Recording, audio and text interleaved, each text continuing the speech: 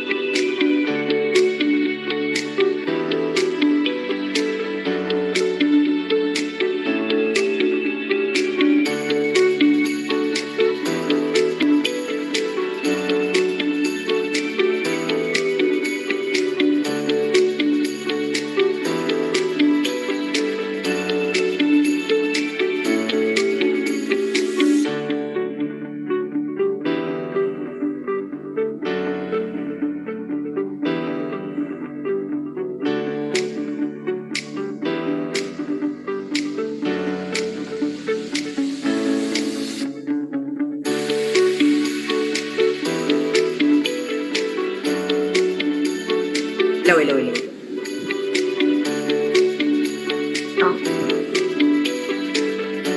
Sasagot, wait lang, may tanong ako, ano lang. Yung sinend ba sa link dun sa may webinar, sasagutan ba natin yun? Sinend ko. Nakapasok ka na ba sa webinar? Webinar na. Kay Sir Jomer, kakasend niya lang. Ay, talaga? Oo, 28 ngayon. Pasok ka. Wait lang.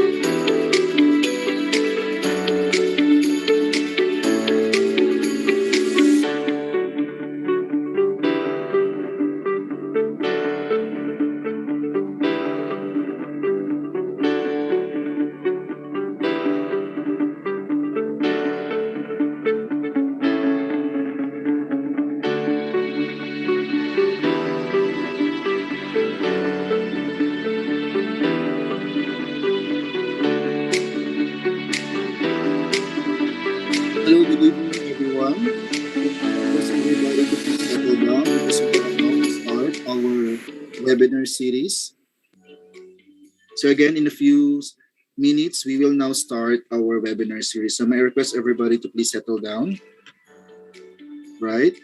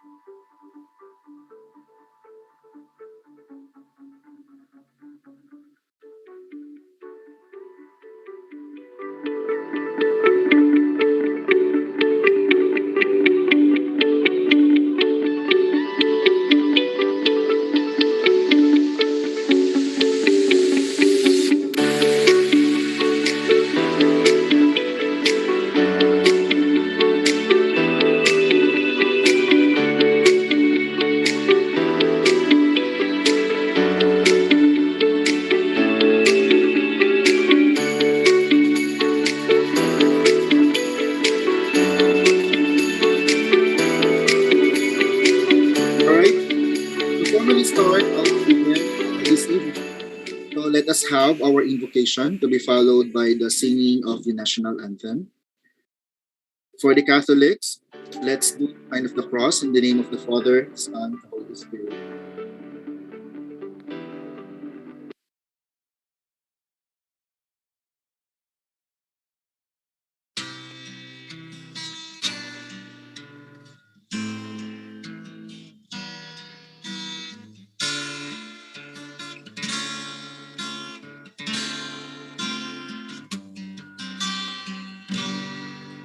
Siko'y ikaw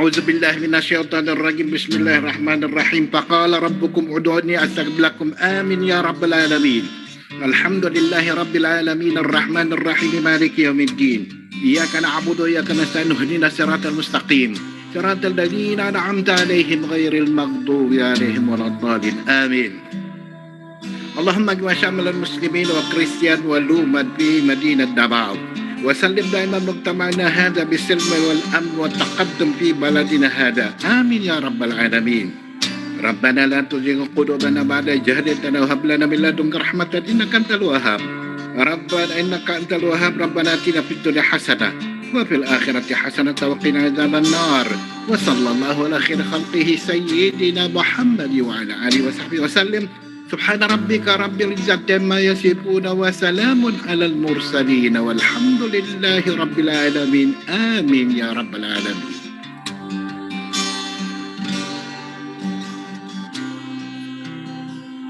In the name of the Father, Son, and Holy Spirit. Amen.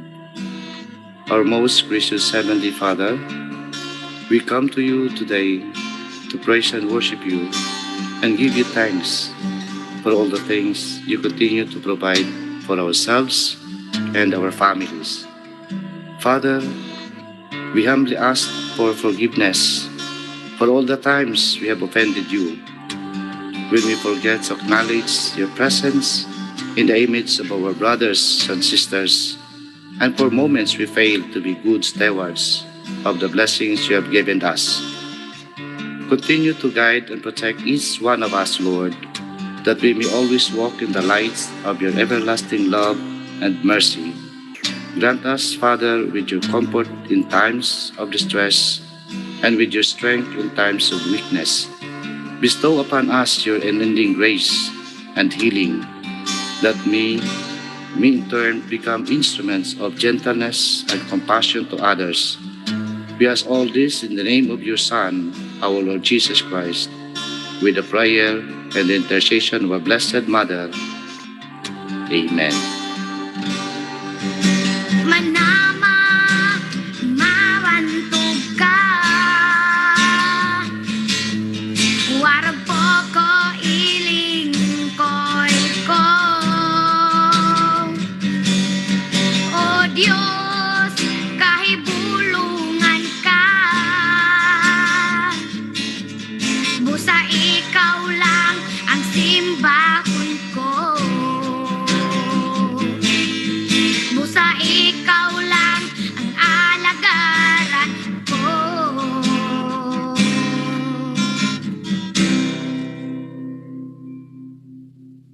In the name of the Father, the Son, and the Holy Spirit. Ang pambansang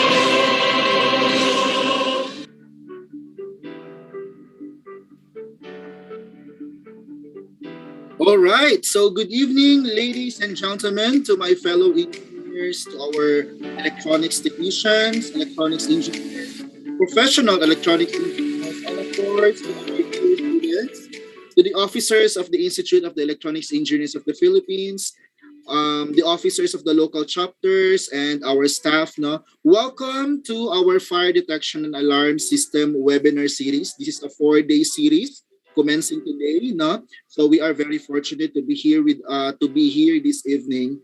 And of course, joining me, by the way, my name is Michael Calamba. I am from IECEP Davao chapter, your host this evening. And of course, joining me as your co-host is the beautiful engineer Jehan Fabia. Hi, Ma'am Jehan. Good evening. Good evening, Sir Mitch, and good evening, everyone. Hello and welcome to our first day of Fire Detection and Alarm System webinar series. This webinar is made possible with the different chapters of IECEP. Allow me to enumerate them one by one. We have SOCCSKSARGEN chapter, Davao chapter, CARAGA chapter, Northern Mindanao chapter, Misamis Occidental chapter, Zamboanga del Norte chapter, and Zamboanga City chapter. Thank you very much for your attendance. We would also like to encourage everyone to make use of our virtual background. Same with the background being used by Sir Mitch and I. And also if you can turn on your cameras po, that would be better. And also, since this webinar is in collaboration with the different chapters, for us to get to know each other and for us to distinguish saang chapter tayo na belong, then let us follow how our names will be written or how our names would appear in this webinar series, okay? So first would be your chapter. For example, me, I'm typing in the chat box now, Davao, and then my surname. So that would be chapter dash surname. Ganyan na lang tayo. So everyone, kindly change your name format po, including me. Let's rename. All right. Follow. Let me check. Sir Michael, you still haven't changed your name format? Yes.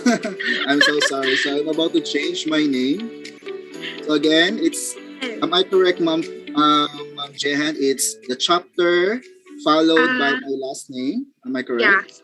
Yeah. So that would be Davao dash Calamba. I'm seeing a few people who have already followed and who have already made use of our background. So hi there from SOCCSKSARGEN, Engineer Casero. We also from Zamboanga, Engineer Lapina. Nice, thank you. From SOCCSKSARGEN. Masyadong mahaba. You can just yung iba sinashorten nila like NM.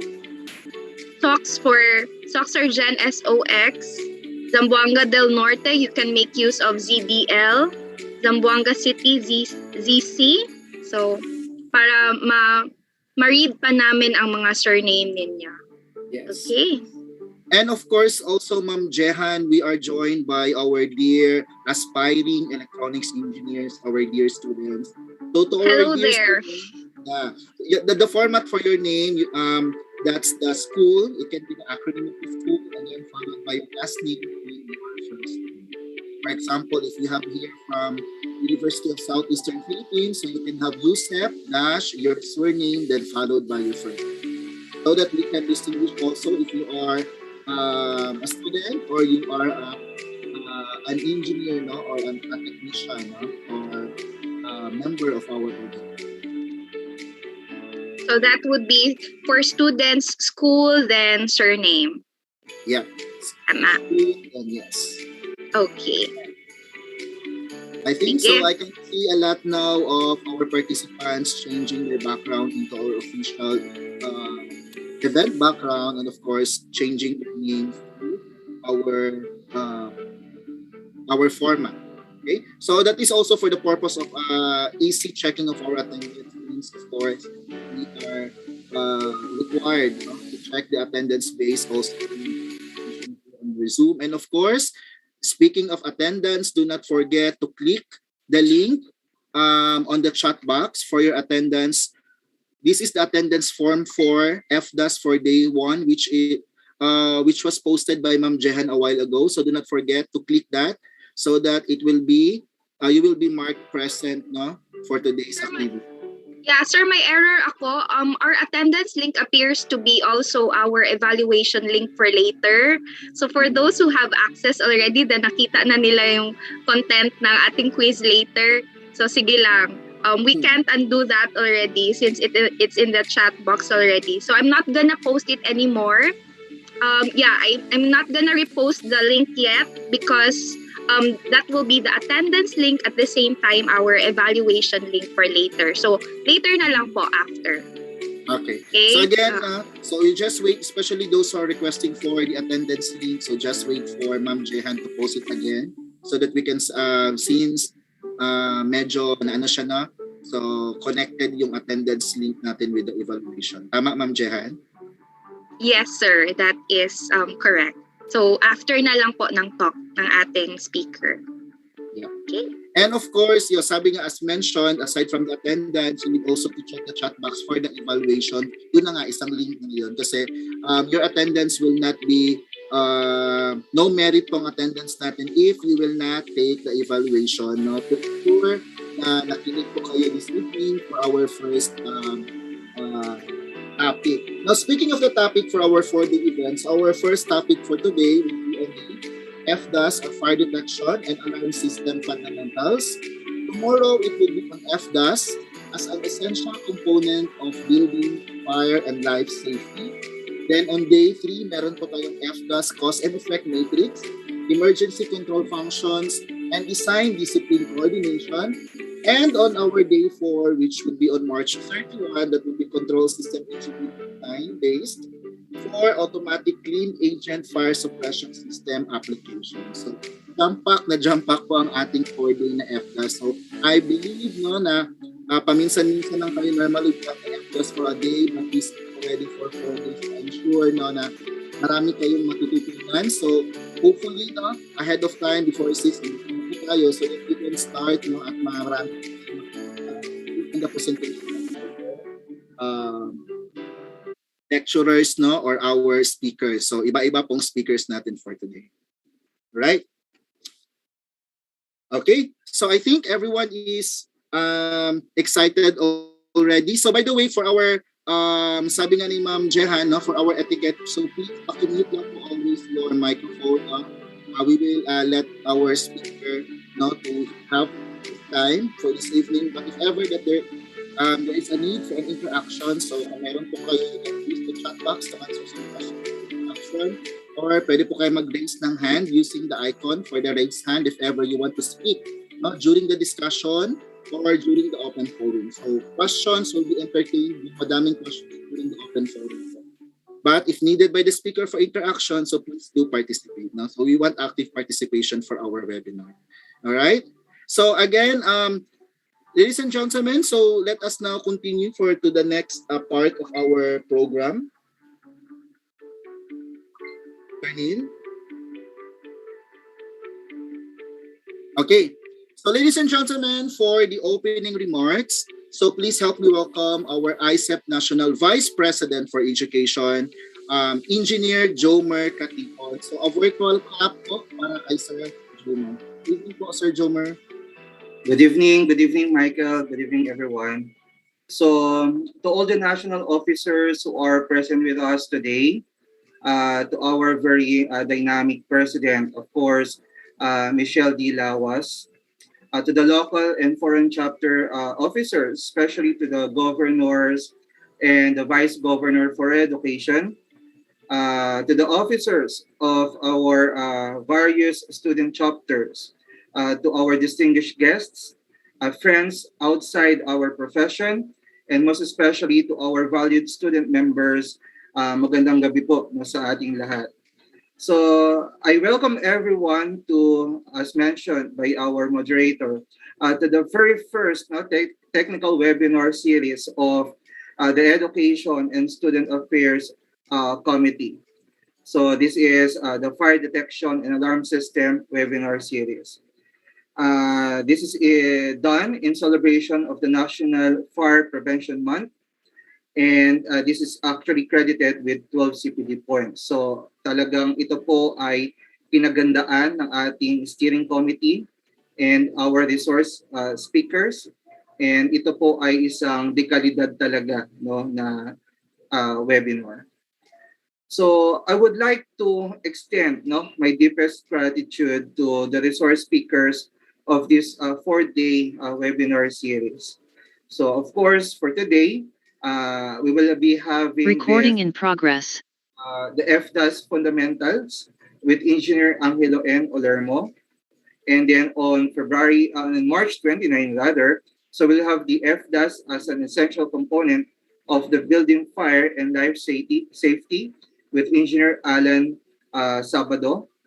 And on March 30 and 31, we'll have FDAS cause and effect matrix and control systems engineering design basis for automatic clean agent fire, both with Engineer Anthony M. Laib. My heartfelt thanks, of course, to the steering of the FDAS steering committee, composed of these 7 chapters. So kung wala po ang masisipag na mga chapters nito, so just imagine. So we've been planning this way ahead in time. So as early as January, I think, if I'm not mistaken. So maraming salamat sa IECEP CARAGA through the Governor, Engineer Criseldo Kalinawan, Davao chapter with Governor Arlan Escalante, North Mindanao chapter with Governor Lemuel Duhay Lungsod, and Misamis Occidental with Governor Reggie Tatoy, Zamboanga del Norte with Governor Jeff Manrique, Zamboanga City with Governor Duan, Nico Kawaling, and of course, last but not the least, with IECEP SOCCSKSARGEN, the steering committee chair, Engineer Earl June Geraldes. Our team strongly believe that this webinar topics is very timely. So as we know that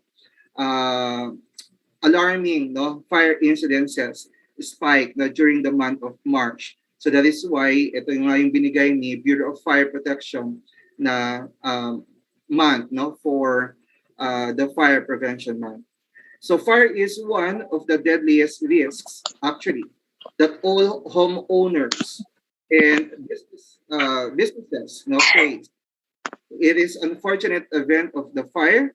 Owners risk losing most of their property, if not at all. So a lack of safety measures may result in material and financial losses, as well as, of course, loss of life during these instances. Thus, having a fire alarm security system is an excellent idea to keep us all safe. FDAS also gives an excellent career opportunity for us ECAs. And of course, with IECEP, we would like to, as much as possible, equip our members, especially our students, with the quality skills on this particular area. So with this, for the professionals and student members in this particular webinar series, let us all take this opportunity to learn FDAS. And I just do hope that you guys would stay with us until the 4th offering of this webinar until March 31, 2022. So with this, I end everyone, and I just do hope that we will have a very informative, let's say, session ahead of us. Thank you, everyone, and God bless. Thank you very much, sir. Thank you very much po, Sir Jomer. Okay, so I think everyone is very excited already for our event. So there is an announcement lang here coming from the committee. So for those who are late, na nag-register po, and you don't have yet the badge number, you can use the badge number 1596-1. Again, so sa mga wala pa pong badge number, you can use the number 1596 and followed by 11. Anim na 1. Yun.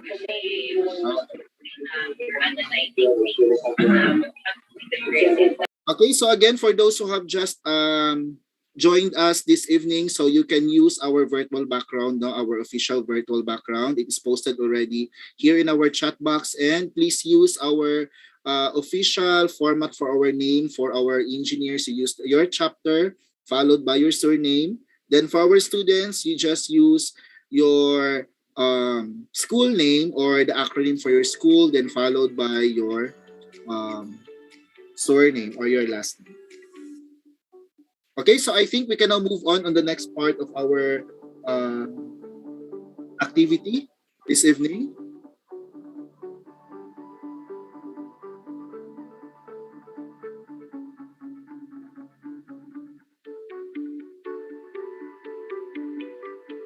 Okay, so do we have okay.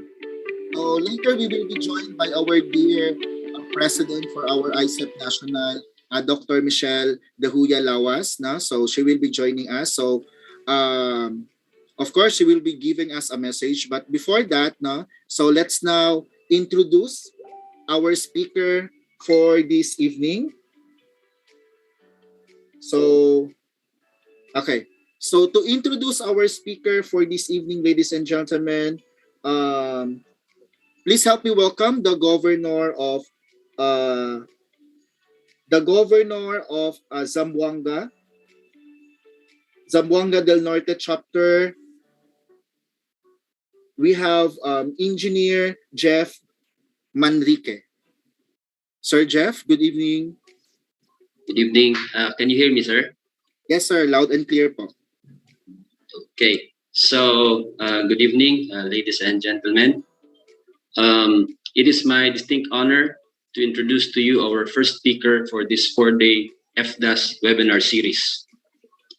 Our speaker is a graduate of the renowned engineering institution in the country, the Mapua Institute of Technology, now Mapua University, finishing his BS-ECE degree in 1999.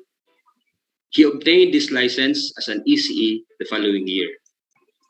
From 1999 to 2001, he worked as a system project engineer for the Electrosystems Industries Corporation.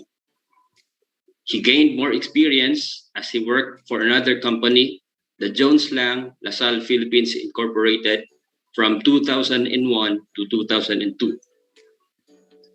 Seeking a greener pasture, he then worked with Pulsar Enterprises Incorporated from 2003 to 2006 as its engineering head. At present, he is connected with USCAD Systems Philippines Incorporated as a senior project design engineer. A certified expert in fire protection systems and a native of Taguig City, let us all welcome our first speaker, Engineer Angelo N. Olermo. Sir? Yes, thank you very much, Sir Manrique. Can you hear me? Hello? Yes, sir. Okay. Okay. Yun, thank you very much for that introduction, sir. Let me share my screen now.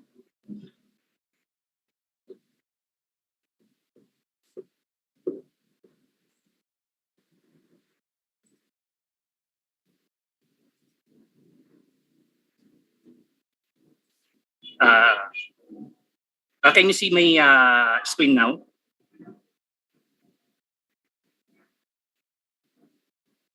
Yes, sir. Okay, thank you.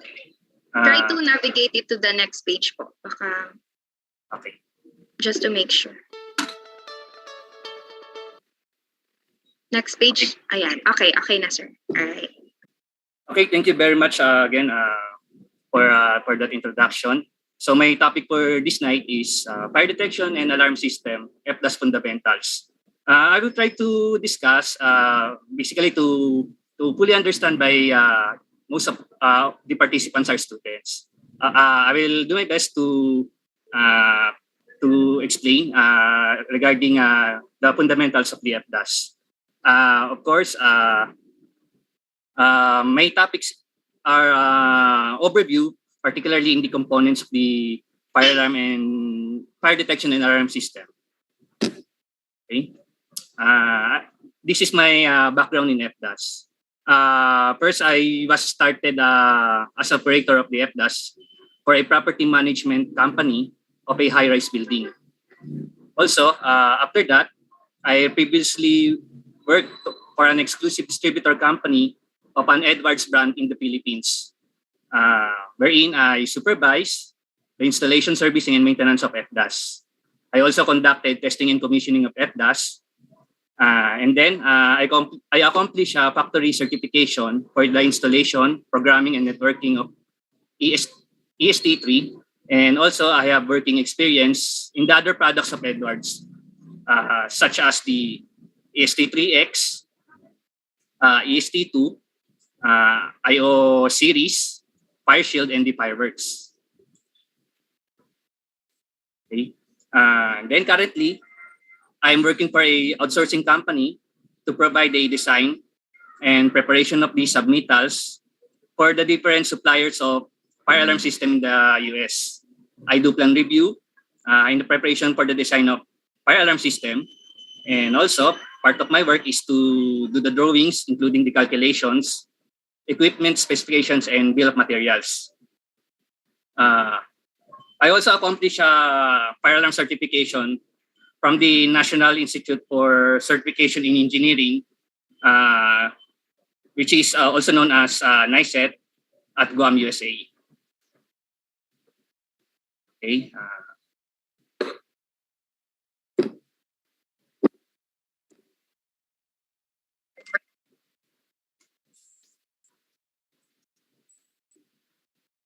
Okay, disclaimer lang po. This webinar and its content is not a formal interpretation pursuant to the national, medyo hindi ko nakikita yung screen. sorry for that.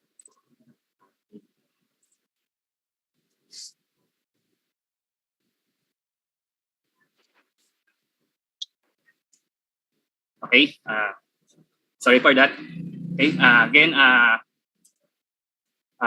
this webinar and its content is not a formal interpretation issued pursuant to the National Fire Protection Association codes and standards, the Fire Code of the Philippines revised implementing rules and regulation, nor the Philippine Electronics Code Book 2 for FDAS. Opinions expressed during the webinar are personal opinions of the presenter and does not necessarily represent the official position of the NFPA committee, the BFP Fire Safety Enforcement Division, the IECEP FDAS Technical Working Group, the PIPO Code and Standards Committee, or any other affiliated industry organizations mentioned herein and shall only be treated as a personal knowledge, sharing for educational purposes only, and shall not be used as a legal or professional advice for any existing fire and life safety projects. Okay.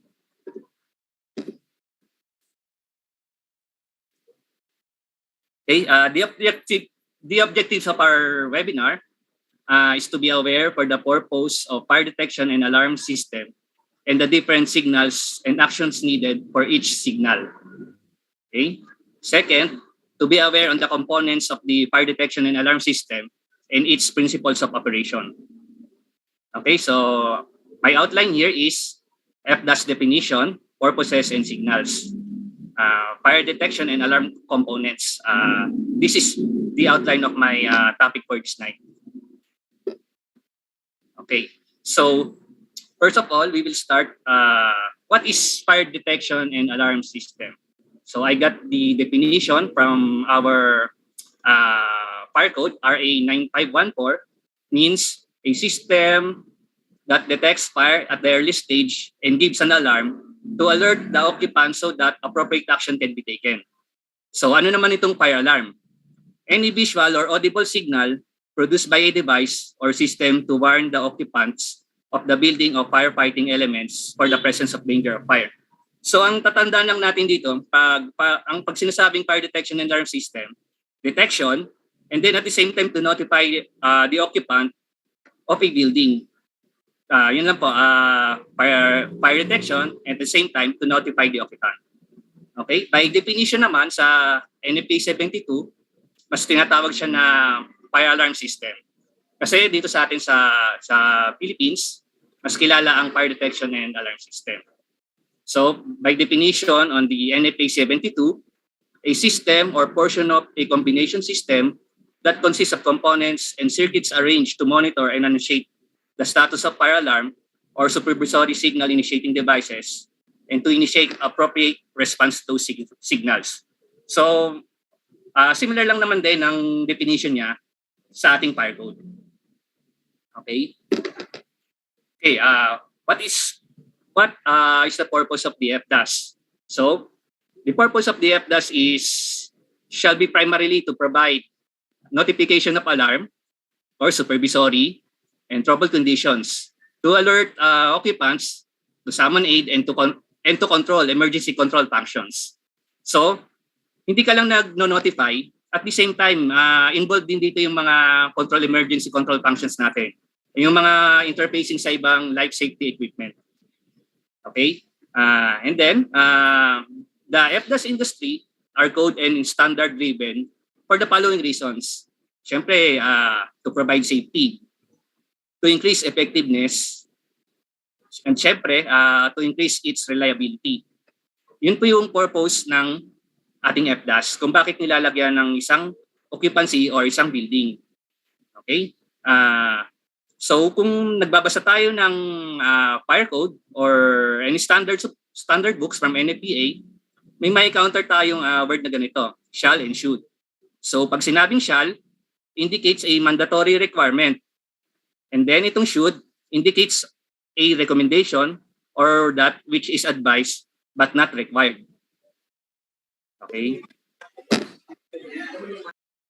Okay, here are the codes and standards which place in the design and installation of fire detection and alarm system. So, bago tayo makapag-design or install, meron tayong mga kailangan i-consider. Siyempre, kung kailan kinakabit ba ang fire detection and alarm system, magre-refer tayo sa ating fire code and of course yung NFPA 101. Nandito kasi yung mga requirements ng classification of occupancy. And then, if na-identify na natin yung type ng classification ng isang occupancy, our next reference is the how to install the FDAS equipment.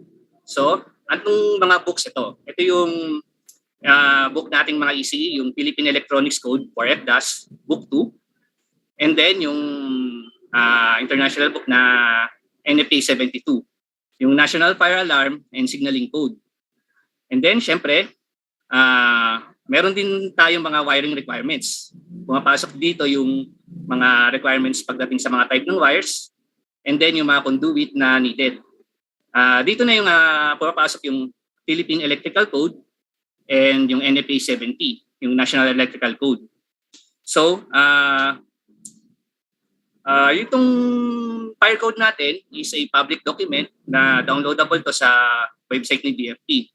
So I encourage sa ating mga practitioners or sa mga students na gusto mag-pursue ng career sa fire protection, pwede nating i-download to at aralin, basahin para magkaroon tayo ng idea sa different occupancy. Then pagdating naman sa mga NFPA books, syempre pinipurchase to medyo costly. Pwede naman tayo mag-sign in, gawa ng account. Mabibili natin to freely pero hindi natin mare-reproduce yung mga NFPA books and codes syempre. And then actually may mga iba pang NFPA books na related sa FDAS. Nandyan yung sa sprinkler system, yung NFPA 13, yung sa mga pumps, yung NFPA 20. Siyempre, yung sa mga clean agent, fire extinguishing system, yung NFPA 2001.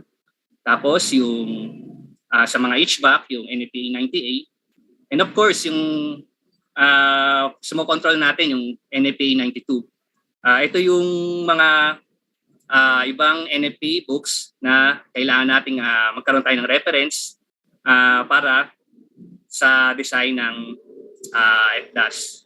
So, as a ECE, kailangan din natin makipag-collaborate sa mga ibang engineering discipline na related din sa fire protection. Nandiyan yung electrical engineers and then yung mechanical engineers.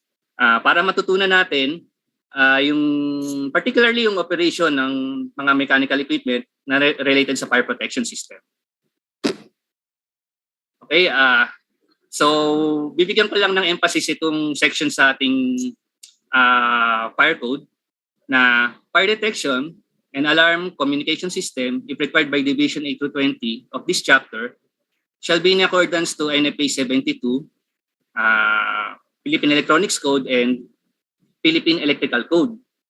So ito yung mga reference standard books natin pagdating sa design and installation ng FDAS. So ano ba itong Division 8 through 20? So ito yun, nilist nila rito. Nasa fire code natin yung iba't ibang occupancy. Nandiyan yung places of assembly, educational, daycare, healthcare, residential board and care, detention and correctional, residential, mercantile, business, industrial, storage, special structures, and then yung high-rise buildings. So sa mga occupancy nito, yung requirements will be based on the number of stories, number of units, area, and the number of occupants per its occupancy. Dito magbe-base yung paglalagay natin ng mga FDAS equipment and devices. Okay, so sa first part na tayo ng aking topic, which is yung signals. Okay, so,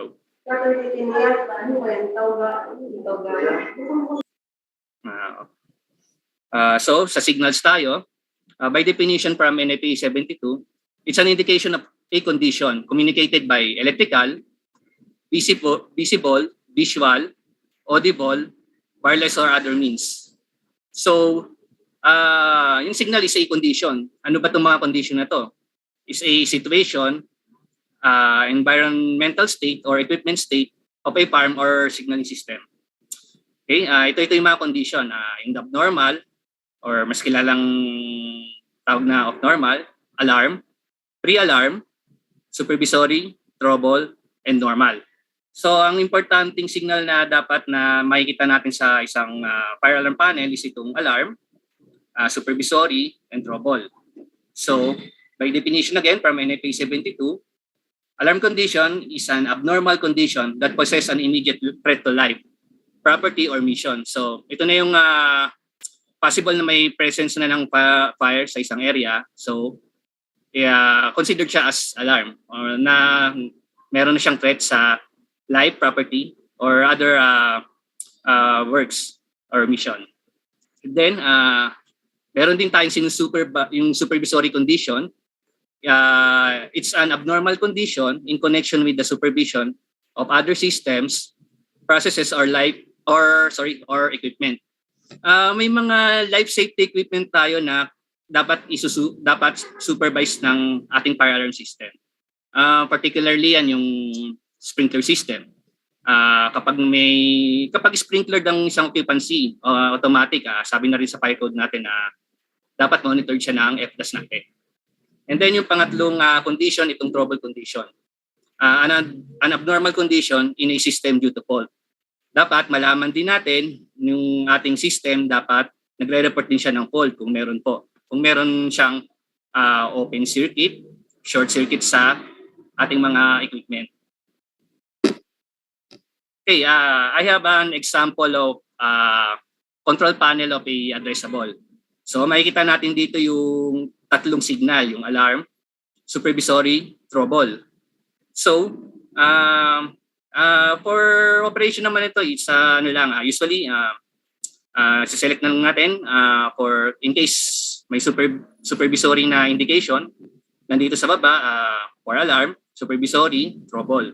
So for this example, let's say a supervisory, may nag-indicate na event. Example is supervisory low pressure riser 1. So select lang natin siya para makita natin yung kung anong supervisory na equipment na kailangan nating i-monitor. Okay? So ito naman yung example ng fire alarm control panel na conventional. So kahit na conventional type siya, nandun pa rin yung tatlong signal. Yung alarm, trouble, and then yung supervisory. Yun. kailangan importante na yung tatlong signal na yan ay makikita sa isang fire alarm control panel.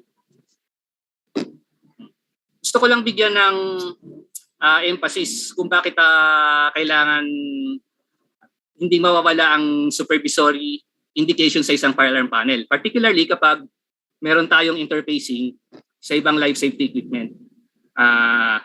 Sinasabi sa ating fire code, sa section na to, 10.2.67, where supervised automatic sprinkler system are required by another section of this code, supervisory attachment shall be installed and monitor for integrity in accordance with NFPA 72, a distinctive supervisory signal. It means dapat ang signal niya is distinctive as supervisory signal. Yan dapat ang mag-i-indicate sa fire alarm panel. Kasi may mga nakikita akong fire alarm panel na available sa atin dito, which is alarm and fault lang. Hindi ko naman sinasabing non-compliant ang mga ito. Magiging non-compliant lang siya kapag pumasok na yung requirements na ganito. For example, sprinkler yung isang occupancy. So, hindi naman po pwedeng kapag, for example, itong control valve for close and restoration monitoring, hindi naman po pwedeng naka-indicate siya as fault. So, before we consider of purchasing or buying a control panel, syempre ko-consider natin yung ibang interfacing or monitor or minomonitor na ibang life safety equipment. So, ito yung mga sinusupervise kapag as per fire code natin. Yung control valves, fire pumps, power supplies, and running conditions, water tank levels and temperature, tank pressure, air pressure, and dry pipe valves. So, supervisory signals shall sound and shall be displayed either at the location within the protected building that is constantly attended by qualified personnel or an approved remotely located receiving facility. So, sa control valve, nandiyan yung closing and restoration. Sa fire pump, it's power supply conditions and running conditions. Usually, it's either an alarm or supervisory. And then yung water tank, yung level niya, and then yung temperature. Itong temperature, usually sa US to, may mga parts sa US na very cold, na tumitigas yung water niya. Kailangan malaman natin yung temperature niya kung bumabagsak na siya para mabigyan ng tamang action. And then itong air pressure. Okay? So, kaya ini-emphasize ko yung itong supervisory indications sa panel. Kapag ang isang occupancy ay sprintered po siya. Okay? I hope nabigyan ko siya ng emphasis. Okay, as a summary, signal types, alarm, supervisory, trouble. So, and then possible conditions for alarm. Ito yung mga automatic fire detectors, yung smoke or heat, manual initiating alarm, impulse station, yung automatic water flow. Ang action required is usually sa emergency responding personnel ito. It's either sila na yung tatawag sa ating mga fire respondent. Okay? Sa supervisory naman, possible condition, yung kanina yung nabanggit ko, itong control valve switch, high-low air pressure switch, water tank level, temperature switches, and alarm line valve position. So, ang action required naman dito is indicates that the action must be taken on site supervising guard to inspect the fire suppression system or equipment or yung ating maintenance personnel sa isang building para i-call nila yung attention kung sino man contractor or supplier na involved sa equipment na to. And then last, yung sa trouble,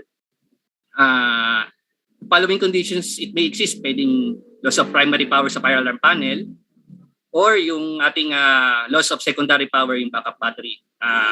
Sa mga succeeding slides ko, bibigyan ko kayo ng overview regarding sa primary power and secondary. Then, or yun nga, trouble, a break may be an open or shorted in the wiring of initiating device circuit, IDC, signaling line circuit, SLC, notification appliance circuit, yung NAC. So, same lang din. Ang action required is usually sa maintenance personnel i-report, then maintenance personnel to the contractor or supplier of this equipment. Okay, so sa second part na tayo ng aking topic, yung FDAS components. So, meron tayong 5 components na bibigyan ko po ng overview. Unang-una, itong fire alarm control panel or fire alarm control unit. Pangalawa, yung initiating devices. Pangatlo, itong notification appliances. Pangapat, itong emergency control functions. Panlima, nilagyan ko na lang ng category as supplementary equipment as additional help na rin para sa ating FDAS operator or maintenance personnel. So, sa side na to, nandito yung makikita nating initiating devices, yung mga automatic detectors, yung manual pull stations, yung water flow na connected sa fire sprinkler, pati yung sprinkler supervisory switches. Sa side naman ng output, yung notification appliances, pwedeng audible, pwedeng visible. And then yung emergency controls, yung interfacing sa iba't ibang life safety equipment. It's either HVAC fans, dampers, yung mga door holder release services natin. And then pwede rin mag-send tayo ng signal papuntang fire department. And then syempre yung pinaka-heart, yung control panel natin. And then syempre yung supplementary equipment, dito pumapasok yung initiator, additionally itong computer workstation. And then kung gusto nating i-print yung mga history ng events, pwede nating lagyan ng system printer. Okay? Next. Dito muna tayo sa number 1, sa fire alarm control panel or fire alarm control unit. So, again, sa NFA 72, by definition from NFA 72, a component of a fire alarm system provided with a primary and secondary power sources which receives signals from initiating devices or other fire alarm control units and processes. These signals to determine part of all the required fire alarm system output functions. So, yung ating fire alarm panel, required siya na meron siyang, of course, primary. And then, nandyan yung secondary power sources. In case na magkaroon ng power interruption, dapat gumagana pa rin itong fire alarm panel natin. Okay?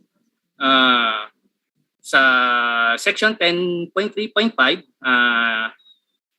in-specify kung ano dapat ang ating fire alarm equipment pagdating sa design. So, shall be designed so that it is capable of performing its intended functions under the following conditions: 85% and 110% of the primary, main, and secondary input voltages. And then, syempre, yung condition ng area, yung paglalagyan ng fire alarm panel natin, ambient temperature of 32 degrees Fahrenheit or 0 degrees centigrade and 120 degrees Fahrenheit or 49 degrees centigrade. So, hindi pwedeng bababa sa 32 degrees Fahrenheit. May possibility na lumutong yung ating component sa fire alarm pag sobrang lamig. Hindi naman pwedeng lagpas siya ng 120 degrees Fahrenheit. Baka naman matunaw yung ating electronic components nitong fire alarm panel natin. Of course, syempre yung relative humidity of 85% and an ambient temperature of 86 degrees Fahrenheit. So, itong sample na to is an example of fire alarm control panel with integrated voice evacuation notification and then two-way communication. Particularly sa mga high-rise building occupancy, effective gamitin yung ganitong fire alarm control panel natin. Okay, so syempre, nabanggit ko kanina, ang fire alarm panel, merong primary power supply, the branch circuit from equipment shall be supplied by one of the following: electric utility and engine-driven generator. It's either engine-driven generator alone or cogeneration of with an electric utility. So, kailangan din yung fire alarm panel natin is may sariling branch circuit na supplying equipment at hindi siya dapat kasabay ng ibang other load. Hindi siya pwedeng kasabay sa mga outlet ng mga appliances or lighting. Na may mga napapansin ako na nagpo-post sa ating mga FDAS forum. Most of our friends here sa webinar na to, napapansin din nila yung palabi sa FDAS forum, yung fire alarm panel nakasaksak sa outlet. And then may mga kasabay na ibang load na which hindi pini-permit ng NFA 72 na may ibang kasamang load. Dapat dedicated siya for fire alarm system only. Okay? Siyempre, the system circuit disconnecting means shall be marked to identify kung anong system siya. Dapat may mga tagging yung mga breakers. Dapat kung itong breaker na to is for fire alarm, siyempre dapat lagyan siya ng mark tagging. Kung ano man ang equipment na dinidisconnect niya or kung para saan yung breaker na yon. Okay. Siyempre, yung disconnecting means shall have a red marking para mas madaling ma-distinguish sa ibang breaker. For example, ito. Kulay red siya. Specifying na dedicated siya sa fire alarm control panel. I'm not sure kung ina-apply sa atin dito pero it will be helpful kung nasusunod natin yung sinasabi sa NFPA 72 pagdating sa service disconnecting means niya. Okay? So permitted din yung paggamit ng circuit breaker lock. Approved breaking locking device shall be installed. Permitted rin siya na i-lock at yung authorized personnel lang ang maaring may access sa mga breakers ng mga equipment kasama na yung fire alarm dito. Okay, so secondary power supply. Sinabi naman sa NFPA 72, aside from primary power supply, dapat meron din siyang secondary power supply. Ito yung battery. Wherein kapag nagkaroon ng power interruption, dito papasok or gagana yung batteries natin. May mga requirements siya na sinasabi. For example, dito sa NFPA 72 sinasabi niya, the secondary power supply shall have sufficient capacity to operate the system under quiescent load system operating in a non-alarm condition for a minimum of 24 hours. And at that period shall be capable of operating of all alarm notification appliances used for evacuation or to direct aid to the location of an emergency for 5 minutes. So meaning, in case na may brownout or blackout, power interruption, dapat tatagal yung fire alarm panel natin ng 24 hours gamit ang backup battery. In case na merong alarm, need na for notification appliance to activate, to notify the occupant, dapat tatagal siya ng 5 minutes.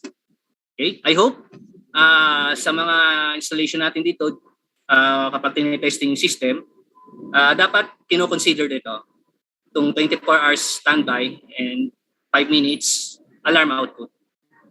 Okay? Iba naman ang requirement niya pagdating kung ang fire alarm mo naman ay may integrated voice alarm communication service. So 24 hours is standby and 15 minutes at maximum connected load. So in case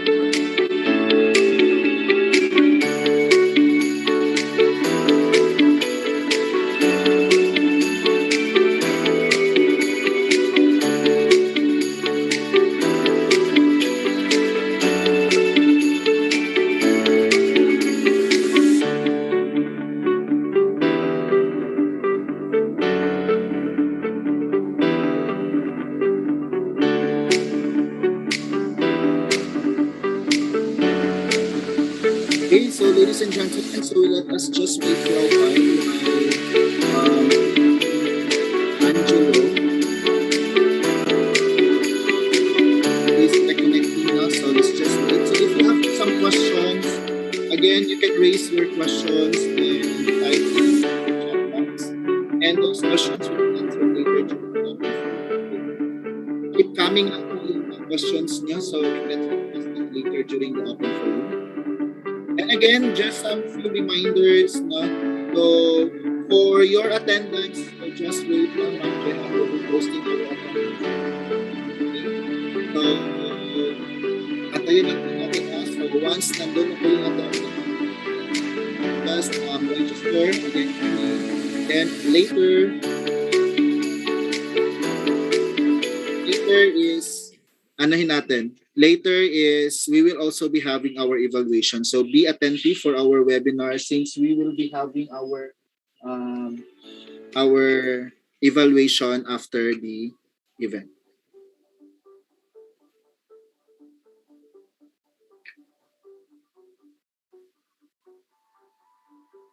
Okay, again, so you are here with us for our fire detection and alarm system webinar series. So today we are having our fundamentals for FDAS. So currently we are now playing our netiquette, no? So the etiquette online. So again, it is important to be reminded of some of the house rules for our etiquette while joining our webinar.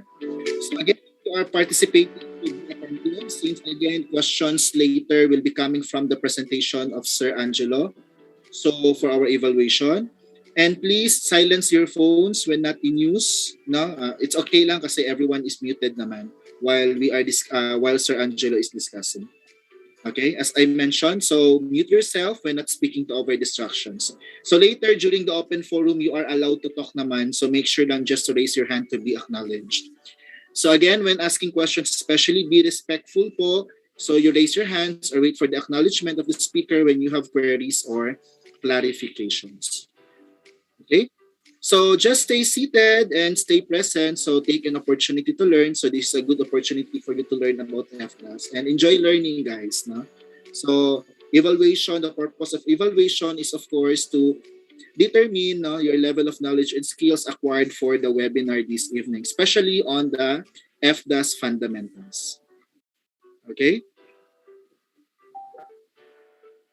So to the controller of our Zoom meeting, please let me know if napasok na po si Sir Angelo po ulit.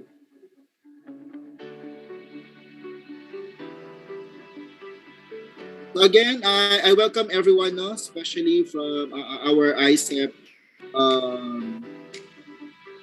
fellow engineers now and fellow technical and professional engineers from all over the Philippines. And also to our new students who are joining us today. So I can see that we have students coming from MSU, MSU, tama ba? MSU, BSC. Okay, so I think Sir Angelo is back. Hi, Sir Angelo. Good evening again. Yes, sir. Sorry for that.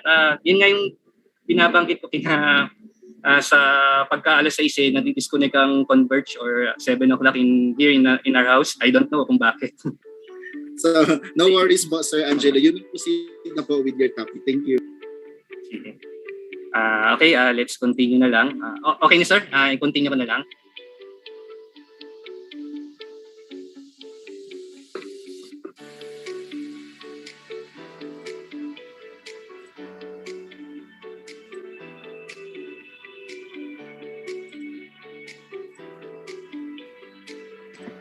Sir, while you're preparing, would you like to answer some questions raised in the chat box? Ma'am, I think mamaya na lang po. Tapusin ko lang po Later. yung topic ko po. Alright, sige sir.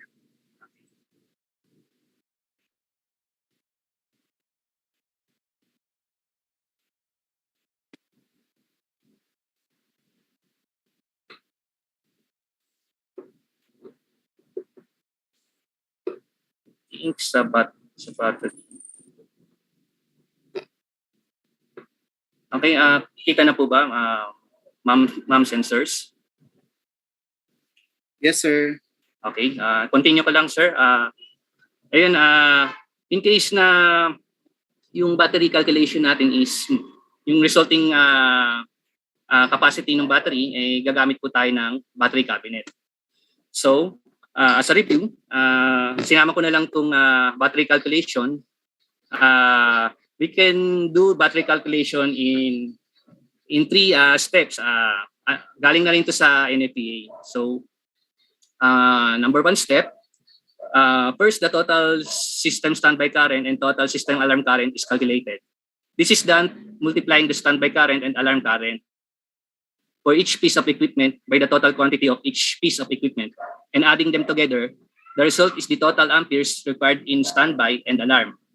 Both the standby current and alarm current for equipment can be found sa ating manufacturer data sheet. May certain current, operating current yung ating mga equipment, kagaya ng mga detectors, mga modules, and then yung notification. Nandun po yung kanyang mga current at standby current and alarm current na ipifill in natin sa ating battery calculation. So, ito yung step number 1 natin. So, ito po, yung standby current ng control unit, yung mga devices, yung quantity, and then yung kanyang alarm, alarm current. Makikita ito sa manufacturer's data sheet ng ating mga equipment. Okay. Number 2, next total standby capacity is required by multiplying the total system standby current by the required 24 hours, and then the same is done with the alarm capacity, which is 5 minutes. So need natin na may convert itong 5 minutes or 15 minutes into hours. So itong 5 minutes and 15 minutes, ito yung nabanggit ko kanina na alarm current ng kung ang system mo is purely audible lang, and yung mga strobe, yung 5 minutes. Kung integrated naman ng voice evacuation na mga notification, 15 minutes. Okay? So ito po yun. Yung total na makukuha mo sa total standby ng fire alarm at yung mga equipment niya, i-multiply natin sa 24 hours. And then, yung total current naman niya na makukuha sa panel at sa mga equipment, yung 1.15. I-multiply natin for 5 minutes converted na sa hours, which is yung 0.08. And number 3, kailangan meron tayong i-consider na safety factor. Ito yung 25%. Itong 25% na to, in-specify na to sa NFPA 72 2022 edition. So bago na po ito, meron na po tayong 2022 edition na NFPA 72. Yung sa NFPA 2019 and pababa, ang safety factor niya is 20. Ito na po ang gagamitin natin na safety factor in 25% as per NFPA 72 2022.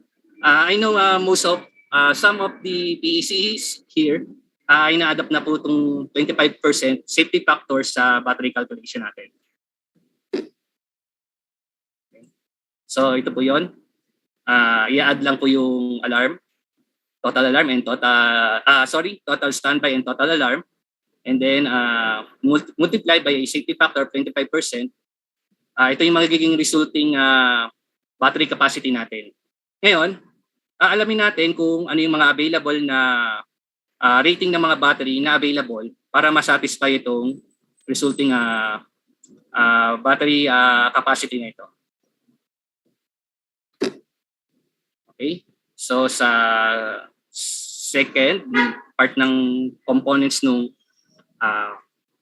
FDAS natin, yung initiating device. May dalawang kategory ang initiating devices natin. Ito yung automatic and then yung manual. Ano ba itong automatic? It's a device designed to detect the presence of a fire signature. Ito yung mga detectors na sinisense niya kung may smoke or heat. Or meron tayong mga detection na dinedetect niya yung presence ng flame. Basta yung mga may presence ng fire signature. Itong manual naman, a device that requires the attention of a person to activate a fire alarm signal. Meaning, may human intervention para makapagbigay siya ng signal papunta sa ating fire alarm panel. Okay? So, meron tayong tinatawag na initiating device circuit and then yung signaling line circuit. In relation sa ating automatic and manual initiating devices. Itong initiating devices circuit, in-associate na ito sa conventional sa bagong datasheet ni NFPA. Recently lang nitong datasheet nila January 2020. So pag sinabing initiating device circuit, associated na rin siya as conventional. So ano ba to? A circuit to which automatic or manual initiating device are connected where the signal received does not identify the individual device operated. Ito yung sample ko po ng initiating. Kumbaga, nasa isang group siya, isang zona, grupo siya ng mga fire alarm devices, it's either automatic or manual. Para lang siya ma-supervise, nilalagyan natin ng end-of-line resistor. Okay?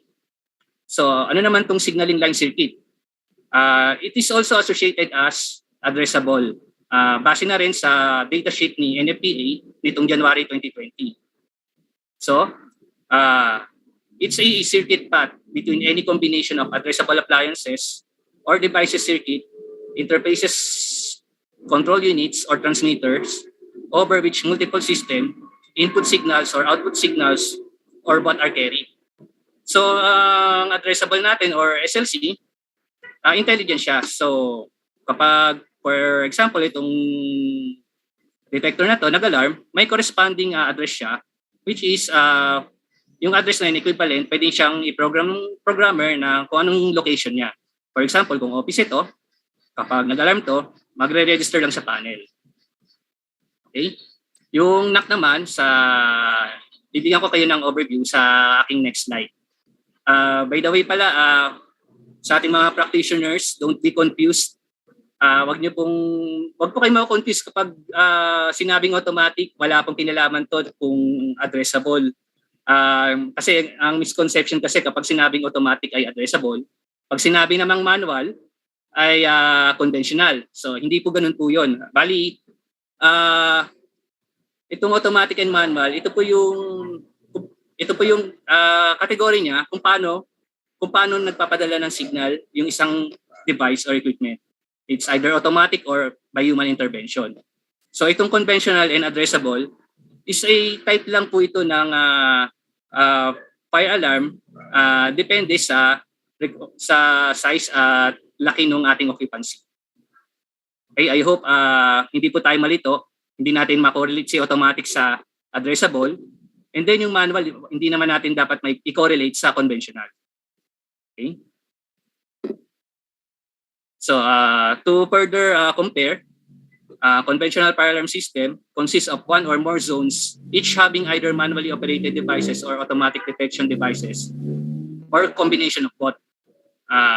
When the alarm is activated, the zone in which the activation has occurred is shown on the control panel that enables you to concentrate your search for the cause to a specific area. Yun nga po. Sa conventional, medyo hanapin po natin kung anong certain detector yung nag-activate. Usually, malalaman lang natin yan, syempre sa plano, and then pag sinurvey natin yung area, kung ano yung nakailaw na device. So, yung isa-search pa natin yung specific device for a conventional type. Okay, sa addressable fire alarm system naman, meron na siyang discrete identification that can have its status individually identified or its use individually controlled other functions. Okay? Kapag sa addressable, specific, madali na siyang hanapin in case na magkaroon ng kung ano man ang status ng isang fire alarm device. Okay, so ito po, example po ng conventional. and addressable. Yun, siguro sa ating mga participants, anong kapansin-pansin nyo pagdating sa difference nitong conventional at addressable? Yun, pwede nyo pong i-type dito sa ating chat box kung ano yung observation nyo. Okay?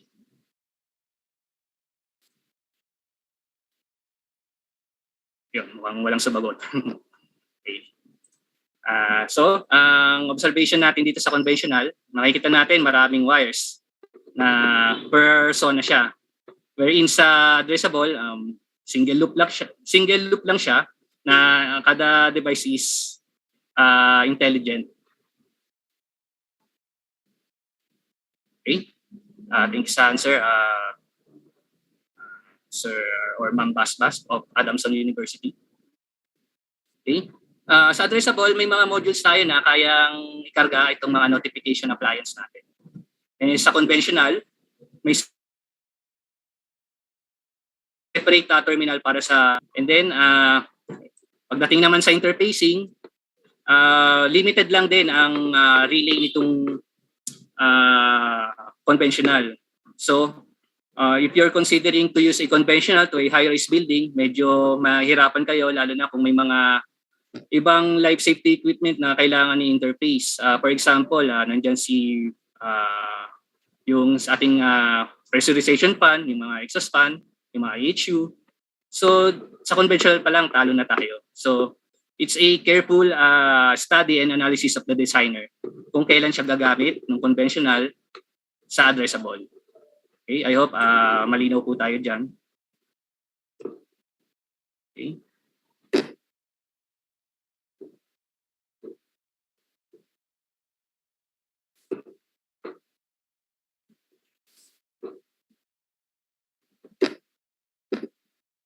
Okay, I have here a summary comparison of conventional and addressable fire alarm system. I've got this from a Fire Tech Productions Incorporated. So, summary po ito ng comparison ng conventional and addressable. Kasi itong Fire Tech Production is sila po yung nagbibigay po ng training sa mga fire protection practitioners natin sa US. At sila rin po ang nagpo-provide ng mga review kung magte-take po ng NICEP exam yung ating mga fire protection personnel. So, isa po sila sa nagbibigay ng training and then nagbibigay ng mga review materials for the NICEP exam. Okay? So, ito po yun. Kinumpare nila kung ano ang pagdating sa analog and digital, design factors, safety factors, dependability, false alarm, expandability, initial cost, and then itong continuing maintenance. So gusto ko lang po i-emphasize itong tatlong ito para at least mabigyan ko po ng idea yung mga designers natin and then yung ating installer kung ano yung difference ng conventional sa addressable. So pagdating sa expandability, sa conventional, individual circuits communicate with a control panel which limits the number of devices it can support. And then sa addressable naman, many sensors devices can be connected to one control panel, each with its own unique address. So pagdating sa expandability, mas advantage si addressable. Pagdating naman sa initial cost, conventional, cheaper alarm panel and devices, and typically there are no extensive programming requirements such as with an addressable fire alarm system. However, the lower cost of devices can be overtaken by a higher installation cost. Siyempre, more complicated, marami siyang wiring. It requires a single circuit for each zone. Yun nga lang, magagastusan lang po kayo sa dami ng wires na gagamitin po sa conventional. Depende pa po kung ano po yung inyong panel, kung availability niya pagdating sa number of initiating zones. And then sa addressable naman, initial cost niya, higher cost for equipment and installation, wired to a single loop, requires more programming. Siyempre, some addressable system are proprietary. Ibig sabihin, mapoprogram mo lang yon using a software key. So, doon talaga costly si addressable sa pagiging proprietary ng ibang addressable system. Okay? Pagdating naman sa continuing maintenance, yun, sabi sa summary is more expensive si conventional. Then evaluation of each device is done separately to identify and locate a faulty device which takes traditional labor. Yun nga, sa conventional, i-identify yung isa kung ano yung eksaktong may alarm or trouble. Wherein sa continuous maintenance naman niya, sa addressable, less expensive. Kasi may feature si addressable na na-identify niya kung ano ang dirtiness, percentage dirtiness ng isang addressable detector. This will be helpful, particularly sa mga maintenance. So, hindi na niya kailangan linisin lahat. Kumbaga, magagawa niya ng proper program. Depende sa status na lumalabas sa fire alarm panel. Yun po yung advantage nitong addressable pagdating sa maintenance. Madalas akong nakarinig, pag conventional daw, mas mura. So, dapat i-consider din po nila yung continuous maintenance niya in the long run. Malaking factor din po ito sa isang building kapag pagdating sa maintenance is makaka-lower tayo ng cost. Okay, I hope nabigyan ko po ng magandang comparison itong conventional sa addressable. Okay, sa automatic fire detection tayo. Depende po ito sa stages of fire. May graph po ako dito nung heat release rate against time. So, meron tayong incipient. Ito yung time ng ignition pa lang, start pa lang ng fire natin. Then, fire growth, yung establishment burning. And then, papunta sa flashover. And papunta sa pinaka-peak niya hanggang sa mag-decay. So, kada stages of fire, may corresponding automatic detection na kino-consider si designer. Depende sa sa nire-require ng consultant or ni building owner. For example, dito sa stage 1, incipient, products of combustion particles are produced less than 0.3 microns. Wala pa siyang nakikitang visible smoke or detectable heat. May occur for milliseconds. Ang magandang detection type dito is yung aspirating smoke detection. Later sa mga slides ko, bibigyan ko po kayong overview pagdating sa mga different automatic fire detection. Okay? Sa smoldering stage natin, visible smoke particles are produced greater than 0.3 microns, little visible flame, or noticeable heat. Kumbaga may nakikita ng flame paunti-unti, and then nakakaramdam na ng init. So, ang suitable na detection dito is yung photoelectric smoke detection, duct smoke detection kung ginagamit sa ating mga HU, sa mga ducting, and then yung photoelectric beam smoke detection. Okay? Sa pagdating naman sa stage 3, kumbaga flame na yung kailangang detect niya, may corresponding fire detection tayo dyan. Ito yung UVIR or flame detector. Rapid combustion produces radiant energy in the visible and invisible spectrum. Heat begins to build up at this stage. Okay? And then, syempre, pag sunog na, stage 4 na, dito na pumapasok yung paggamit ng yung heat detector. It's either a spot type or a linear heat detection. So, dito na rin pumapasok yung activation ng sprinkler head. At the same time, meron na rin tayong alarm indication through water flow switches. Okay? Okay. First example is itong air sampling type detector. By definition from NFPA 72, this detector consists of a piping or tubing distribution network that runs from the detector to the area to be protected. An aspiration fan, meron siyang aspiration fan, detector housing draws air. Kumbaga, hinigop niya yung air to analyze, to sample sa pamamagitan nitong mga sampling point conduit na to. I-analyze niya for kung ano yung presence ng fire products para makapagbigay siya ng alarm. Programmable to, yung kanyang sensitivity, pwedeng very very early ang kanyang sensitivity. Depende sa requirements na din ng building owner or nung specification ng building natin. Okay, basically composed lang siya ng pipe network. Isa rin to sa mga ginagawa ko rin itong air sampling.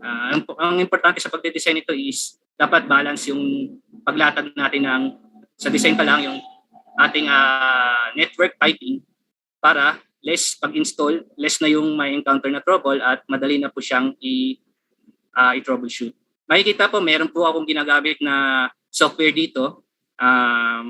Alam niyo naman kung ano yung pinakakilala pagdating sa air sampling na brand. Okay? Meron po siyang software na ginagamit. Okay, so itong smoke detector by definition sa NFPA 72 is a device that detects visible or invisible particles of combustion.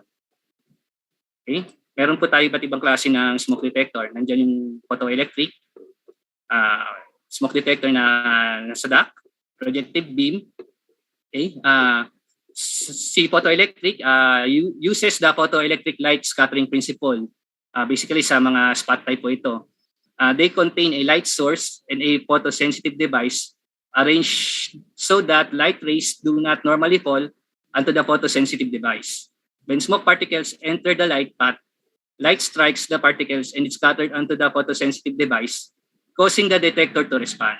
Doon po siya mag-alarm. Kapag na-distract na ng smoke particles, yung light na photolight doon sa loob ng ating photoelectric smoke detector. Okay? Sa projected beam naman, ito yung kung merong photolight scattering, meron naman tayong tinatawag na photoelectric light obscuration, wherein the beam spans the protected area. It consists of a light source that projected onto the photosensitive device. Smoke particles between the light source and the photosensitive device reduce the light reaching the device, causing the detector to respond. So, itong projected beam usually sa mga large, high occupancy ito, basically sa mga warehouse natin ito, sa mga auditorium and theater.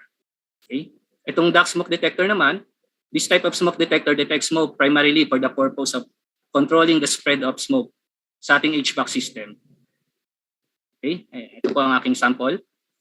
Ito po yung sample ng photoelectric spot type. So ito rin po yung photo light scattering principle natin. Meron po siyang LED, photo diode. Nandito yung mga light niya. Once na napasukan po siya ng mga smoke particles, na distract niya to, ito po yung cause ng pag-alarm ng ating photoelectric smoke detector. Iba naman po yung sa ating projected beam type smoke detector. Ito po yung itsura niya. Particularly, ito po yung transmitter niya. Ito po yung kanyang mirror. Ito po, beam transmitter. Meron siyang light papunta sa beam receiver. Once na may mag-pass through dito na quantity ng smoke, nalilesen yung light source niya, doon siya magkukos ngayon ng alarma. Okay? Ito naman po yung example ng duct smoke detector natin. Ito naman po yung kanyang mounting example. Ito po yung kanyang HVAC ducting. Ito po yung duct smoke detector using sampling tube. Okay. Kanina, yung sa stage 2 natin, yung flame detector. So by definition again, from NFPA 72, it's a radiant energy cause sensing fire detector that detects the radiant energy emitted by flame. Ito po yung itsura niya. So, ang pagde-design nito is depende po sa manufacturer. Meron pong sinusunod na tamang anggulo para sa pagkabit po nitong flame detector natin. So, pag sinabing radiant energy, it's a device that detects radiant energy such as ultraviolet, visible, or infrared that is emitted as a product of combustion, reaction, and obeys the laws of optics. Okay, next sample natin, ito na yung stage 4, yung heat detector. Again, by definition sa NFA 72, heat detector is a fire detector that detects either abnormally high temperature or rate of temperature rise or both. Okay? Sa heat detector, meron tayong tinatawag na fixed temperature, rate of rise, and then yung line type heat detector. Ano bang pinagkaiba nitong tatlong to? So, pag fixed temperature, it responds when an operating element becomes heated to a predetermined temperature level. So, kumbaga, fix yung kanyang temperature. Once na-reach niya yun, i-alarm niya yung detector na yun. Available lang heat detector natin around 135 degrees Fahrenheit or 190. Depende sa brand. Dapat i-check natin po yun sa ating mga supplier and manufacturer. So ano naman tong rate of rise? Ito naman yung nagre-respond when sudden temperature rises rate exceeding a predetermined value. Kapag in case na rapid yung sudden change or pagtaas ng temperature, yun po yung ating rate of rise. Quickly detects fast flashing fires. Rapid rise in temperature of the surrounding. Okay? I think around 15 degrees ang kanyang sudden temperature kapag sa rate of rise. Kumbaga meron kang predetermined na temperature, and then at the same time yung kanyang rate of rise na around 15 degrees. Available na rin kasi yung combination na yung fixed temperature and rate of rise heat detector. Kagaya nitong sample ko na to. Okay? Sa line type heat detector naman, ito po yung detection in continuous path. Mostly sa mga cable runs sinasabay ito. Pwede rin sa mga warehouse. Kung familiar kayo sa mga racking, pwede rin po ito lagyan ng line type heat detector. Okay, dito muna kanina diniscuss ko yung automatic fire detection. Ngayon naman mapunta naman po tayo sa manual initiating device. Ito na yung may manually activated firearm device. So, mas kilala siya na full station sa US and Canada. Call point naman, Europe, Australia, Asia, and Germany. So, ito po yung example ng full stations natin. At ito naman po yung example ng call point natin. Okay? Manual fire alarm activation requires, yun nga kanina, yung nabanggit ko, human intervention as a distinct from automatic fire alarm activation, such as to provide through the use of smoke and heat detectors. Kumbaga, distinct din mas distinct din siya kumpara sa automatic fire alarm devices natin. Okay? Sa manual pull station natin, meron tayong tinatawag na single action and double action, which is permitted by NFA 72. Single action require a single operation to activate generally by pulling down an action. So ito po example ng single action na pull station. Babatakin lang po ito, usually bababa. Okay? Yung double action naman requires two distinct operation para i-activate niya. It's either a setup and an activating action. So ito po example niya, yung double action. Ililip muna yung cover and then itupull po natin yung kanyang triggering switch. Okay? Permitted din po yung paggamit ng listed protective covers. May mga area kasi tayo na hindi maiwasan na kailangan lagyan natin ng protective cover yung manual pull station. Kasi naka-encounter po ako nito nung nag-install pa po ako, particularly sa mga schools. Alam mo naman natin, yung mga estudyante natin napaka mahilig mag-explore. Even na may warning sign na yung isang area, gagawin po niya. So, pinipermit ni NFA 72 na maglagay ng listed protective cover. Wherein, as a reminder, kung maglalagay po tayo nito, dapat ang full station natin is single action. Para para ma-attain pa rin natin yung double action na nire-require ni NFA 72. Kasi hanggang double action lang po ang permitted ng NFA 72. What if nandiyan na yung occupancy is installed na yung mga devices, and syempre hindi maiwasan double action yung nailagay.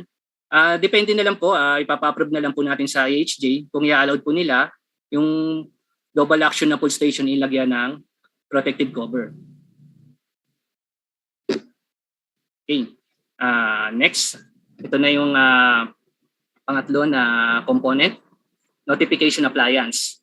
Okay? A fire alarm system component such as bell, horn, loudspeaker, visual notification appliance, or text display that provides audible, tactile, or visual outputs or any combination thereof.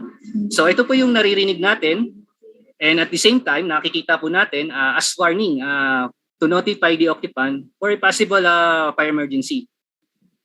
Siyempre, pag may notification appliance ka, dedicated din ang kanyang circuit. Ito po yung tinatawag na notification appliance circuit. It's a circuit or path directly connected to a notification appliances. So, kanina, na-mention ko na yung initiating device circuit, IDC, associated sa conventional. Tapos, yung signaling line circuit, SLC, associated naman po sa addressable. And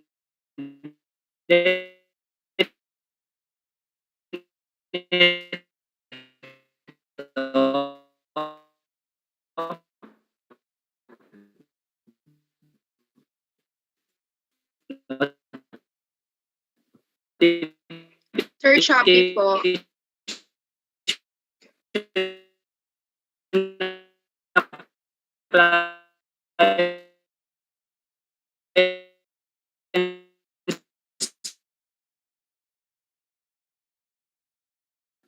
Sir Angelo, medyo choppy po, sir.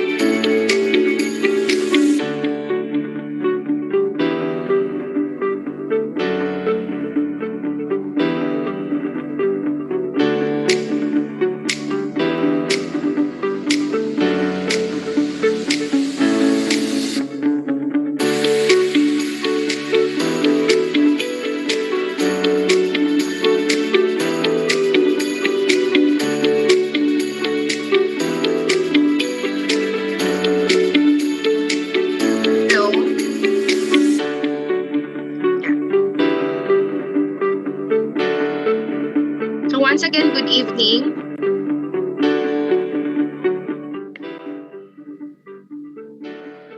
So there has been another technical issue on Engineer Olarmo's end. Please bear with us. I have already taken note of your questions. Later after his presentation, he will be answering them. Let's just wait for him to come back.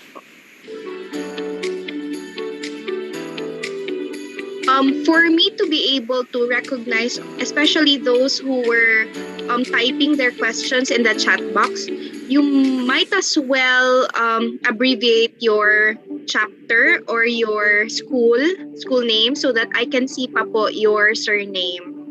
So, some of you, yung school na lang and yung chapter na lang ang na-capture ko po ha.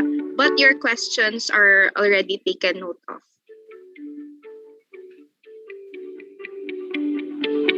Hello, ma'am. Sir Olermo is back. Yes, sir. Yes, sorry for the second time. Nagliligalig po ang aking Converge sa gabi. Pero pag sa Sige, araw, okay po lang yan, tayo. sir. Sensya na. lang yan, Pag sir. second time. Sige po. Okay. Okay, share ko na lang puli yung aking screen.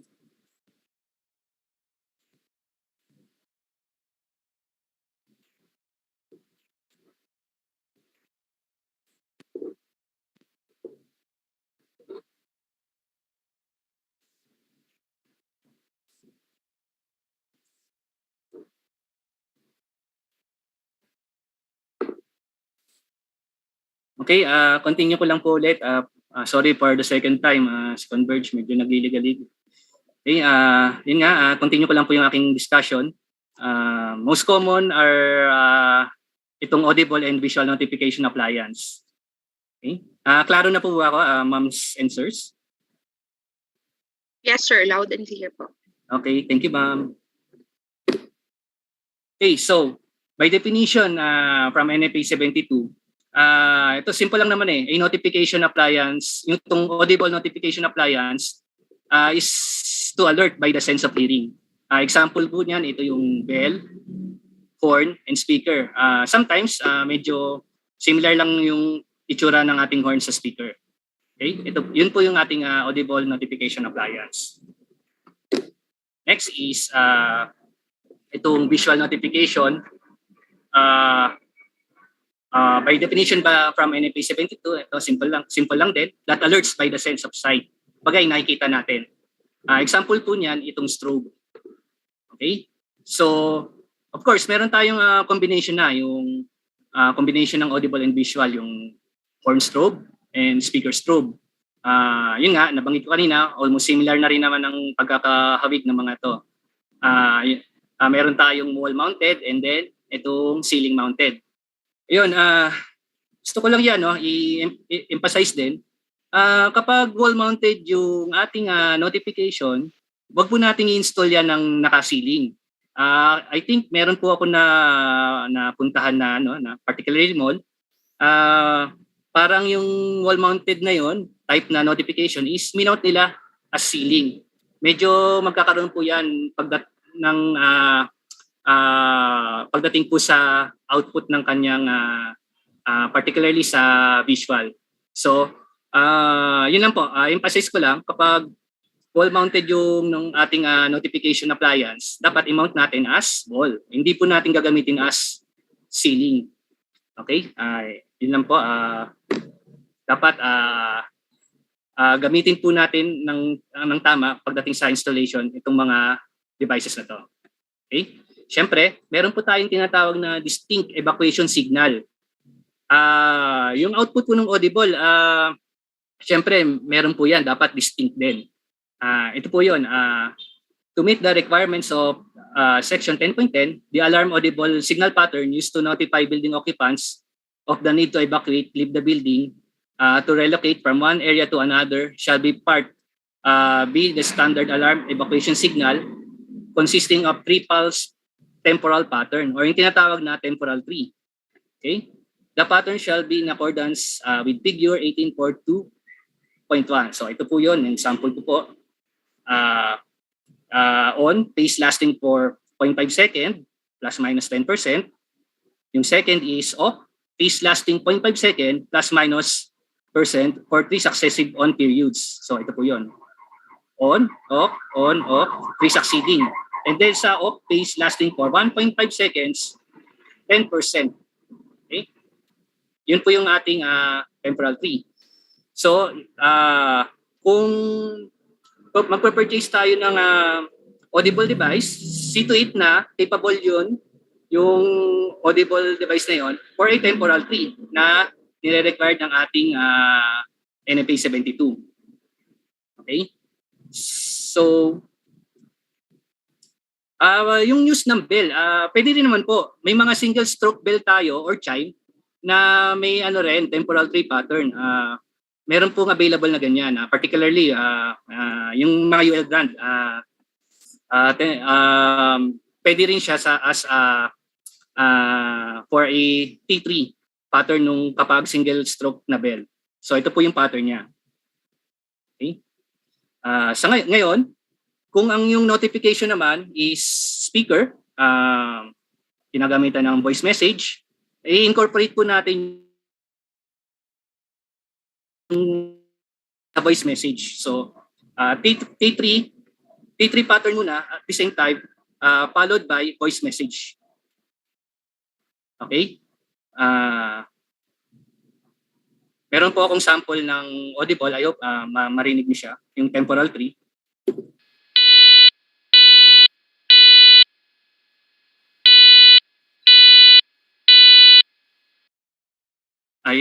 Narinig niyo po yung sample ng temporal tree? Hello? Yes, sir. Okay. Narinig po. Okay, yun po yung temporal tree natin. Next is yung sample naman po ng voice message natin. So ito po yun. After ng temporal tree, yung voice message naman po. Attention! Attention! An emergency has been reported in this building. Please cease operations and leave the building utilizing the nearest exit or fire exit stairway. Do not use elevators. Repeat, do not use elevators. Ayun. So yun po yung example nung voice message with temporal tree pattern. So ang ginagawa ko po diyan nung nagpo-program po ako, in-splice ko po yan para yan po yung i-generate nung speakers nung fire alarm panel. Okay? Gusto ko lang po i-emphasize ito, yung sa ating fire code, yung occupant notification, yung sa section 10.2.6.6. Wherein occupants to evacuate shall be audible and visible in accordance with NFA 72 or other means of notification subject to determination and approval of the City Municipal Fire Marshal having jurisdiction. Okay? So, nire-require na rin ng fire code natin na hindi lang audible, dapat may kasama siyang visible. So, para makatipid, isang assembly na lang, combination na lang po ng audible and visible. Sa tingin ko, kaya inilagay na rin to sa ating fire code para na rin sa may mga hearing impaired. At least mano-notify pa din yung may mga problema sa pandinig. Okay? So gusto ko rin i-specify, i-emphasize yung nasa NFA 72. Itong section 18.5.3.5, visual notification appliance used for the fire alarm signaling only to signal the intent for complete evacuation shall be clear or nominal white.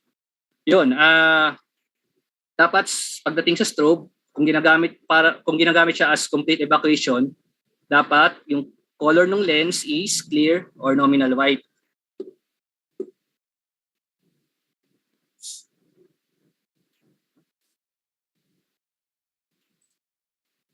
Ito po yung lens na sinasabi ko. Dapat white or clear siya. Hindi naman po ako against sa paggamit ng mga colored lens, pero may special use kasi po yun, yung mga colored lenses such as red. Pwede yan sa particular area to notify a specific responding person or for partial evacuation or private mode. Kung i-compare naman po natin kasi yung clear or white sa colored lenses, mas klaro po talaga at mas nakikita po to. Kaya for complete evacuation, dapat clear po ang ating clear or white po yung lens ng ating strobe. Okay. And then, isa pa dapat nating i-consider, currently sa mga projects ko po kasi importante po sa akin to, itong dalawang section na to sa NFA 72. Itong 18.5.5.6.7, in corridors where more than 2 visual notification appliances are in the field of view, kumbaga same field of view, they shall must flash in synchronization. So, dapat synchronize ang kanyang output dahil pwede siyang mag-trigger sa sa may mga photosensitive epilepsy po na occupant natin. Okay po. In corridors, particularly, not necessarily corridors or sa area na may nakikita tayong dalawang strobe. Dapat ang flash ng kanyang lens is synchronized. Okay? Sa pang-apat na po tayo sa emergency control functions. Ito na po yung mga interfacing natin sa iba't ibang fire and life safety equipment. So ito po yun. Fire alarm system are frequently designed to interact with other building systems. Some of these include, syempre, elevator, HVAC interfaces, HVAC na ginagamit din sa smoke control, sterile pressurization, door release services, and many more at iba pang fire and life safety. Itong nilagay ko po dito, ito po kasi yung mga importante na nakikita natin na fire and life safety equipment. Okay? The control of other devices by the control panel may be accomplished using a relay, signaling line circuit, or other listed method approved by AHJ. So, sa emergency control function, gumagamit po tayo ng interface device. Mas kilala ito yung mga control relay module, output module, or control module.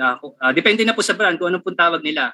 At ito po yung ginagamit natin na device, particularly sa addressable, para i-control or magbigay tayo ng signal sa ibang fire and life safety equipment.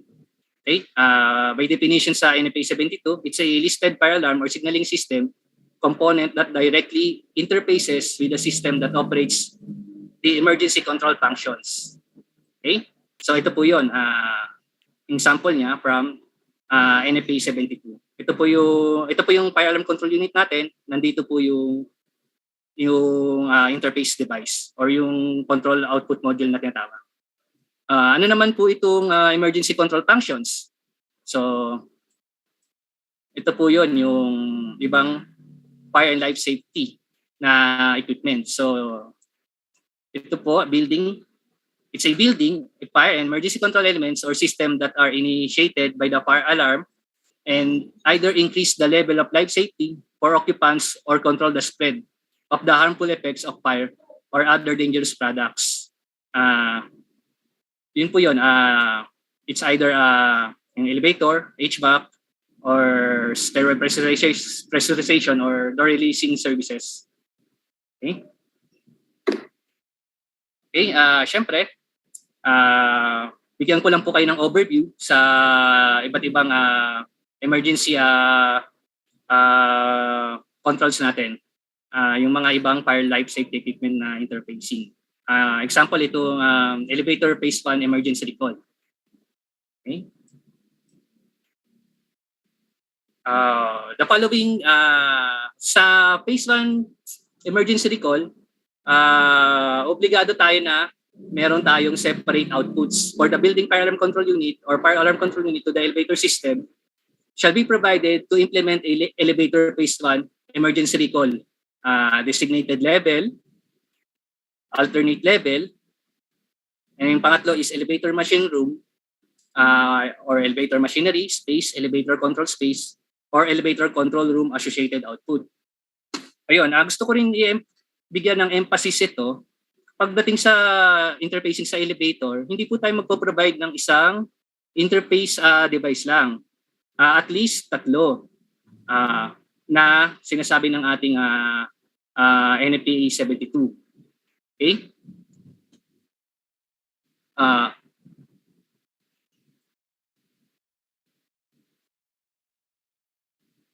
Designated level recall and alternate level recall. The smoke detectors in the elevator lobbies, ito po yun, shall activate the first elevator control circuit, yung sa designated level. Kung ano man po ang mag-alarm dito sa mga levels, aside from designated level, dapat i-recall yung elevator papunta sa designated level. Okay? What if naman the smoke detector located in the designated elevator recall lobby, kung paano naman kapag nag-alarm ito, i-recall naman yung elevator sa alternate recall. So, hindi po talaga pwede na isang output lang ang ipoprovide ng fire alarm sa interfacing sa elevator. Yun lang po yung aking gustong bigyan ng emphasis doon. Okay? Kung sa machine room naman, itong smoke detector, pag na-activate, dito naman pumapasok yung elevator warning. Yung may nakikita po tayong cut na itsura, yung indicator, ibig sabihin, elevator warning po yun. So, kapag naka-off po ito, normal operation po yung elevator. Kapag steady, ibig sabihin, activated po yung elevator recall niya. Kapag nagpa-flash naman siya, yun po, warning po siya, unsafe to use, hindi na po siya pwedeng gamitin. Okay? In case naman na protected ang machine room ng sprinkler,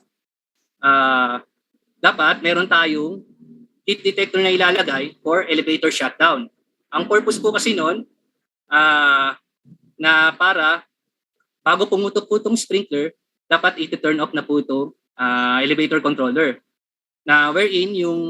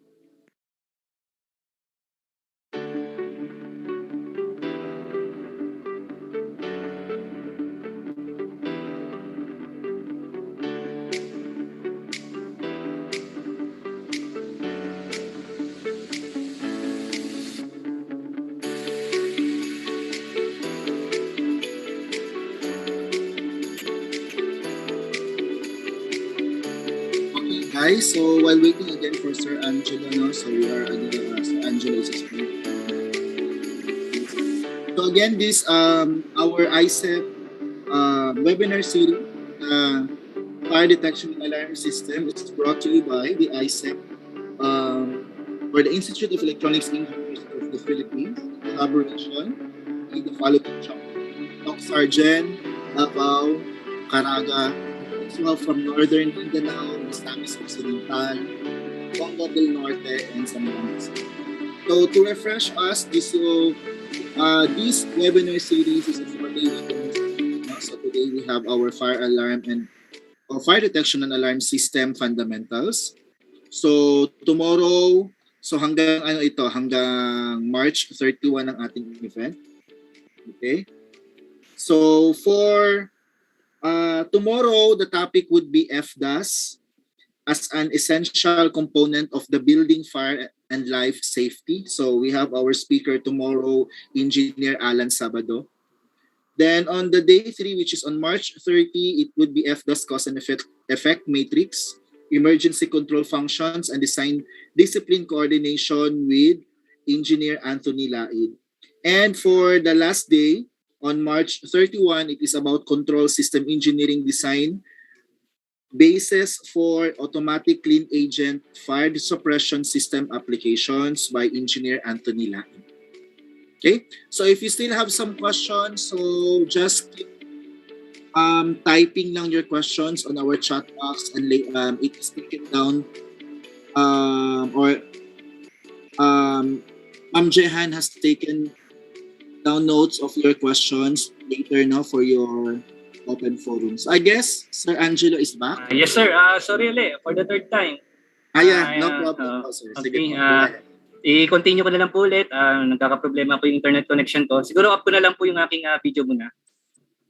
Okay, share ko na lang po din yung screen.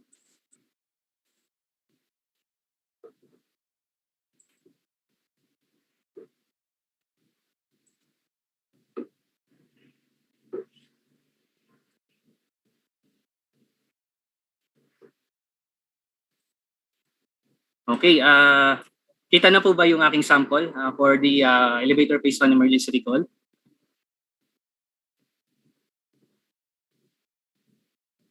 Okay. Yes, sir. Kikita Okay. na po. Thank you po. Salamat po. Ito po yung example ng relay module. So I have here the relay module for the primary recall, the control relay for alternate recall, and then for the elevator warning. Ngayon, kung gusto nating kung required na for steady, ma-monitor din, maglalagay din po tayo ng control relay module. Ngayon, kung may shutdown, maglalagay rin po tayo ng control relay module. At the same time, kailangan din i-monitor yung shunt trip niya. So, ito po yung mga sample, nagtsura ng mga modules natin. May high power control module relay dito, mechanical relay in case na mas mataas yung rating nung pagtatapan natin na for the interfacing ng ibang life safety equipment, pwede tayong gumamit ng mechanical relay. Mostly kasi yung mga control relay module is rated for 24 volt DC. Pero may ginagamit na rin po kami na high power control relay module na addressable. So ito po yun. Okay? Ito naman din po yung example ng input module. Almost similar lang din sa control relay module. Okay? Next sample ng fire and life safety equipment is this yung emergency control system smoke control. Ang purpose po nito is to limit the spread of smoke, direct the smoke out of the building. Okay? Sa initiating naman ng mga equipment na ginagamit sa smoke control, sinasabi sa NFPA 72 ay itong mga smoke detectors installed and used to prevent smoke spread by initiating control of fans, dampers, doors, and other equipment shall be classified as following matter. Yung mga area detectors that are installed related sa mga smoke compartments, yung mga detectors na ginagamit sa mga air duct in case na in case na i-shutdown po yung AHU, in case na makadetect po ng smoke yung ating mga ducting sa air handling units. And then itong number 3 is video image control detection. That is also installed related in smoke compartments. Itong video image smoke detection is parang ano lang yan CCTV camera. Kumbaga image lang ng smoke.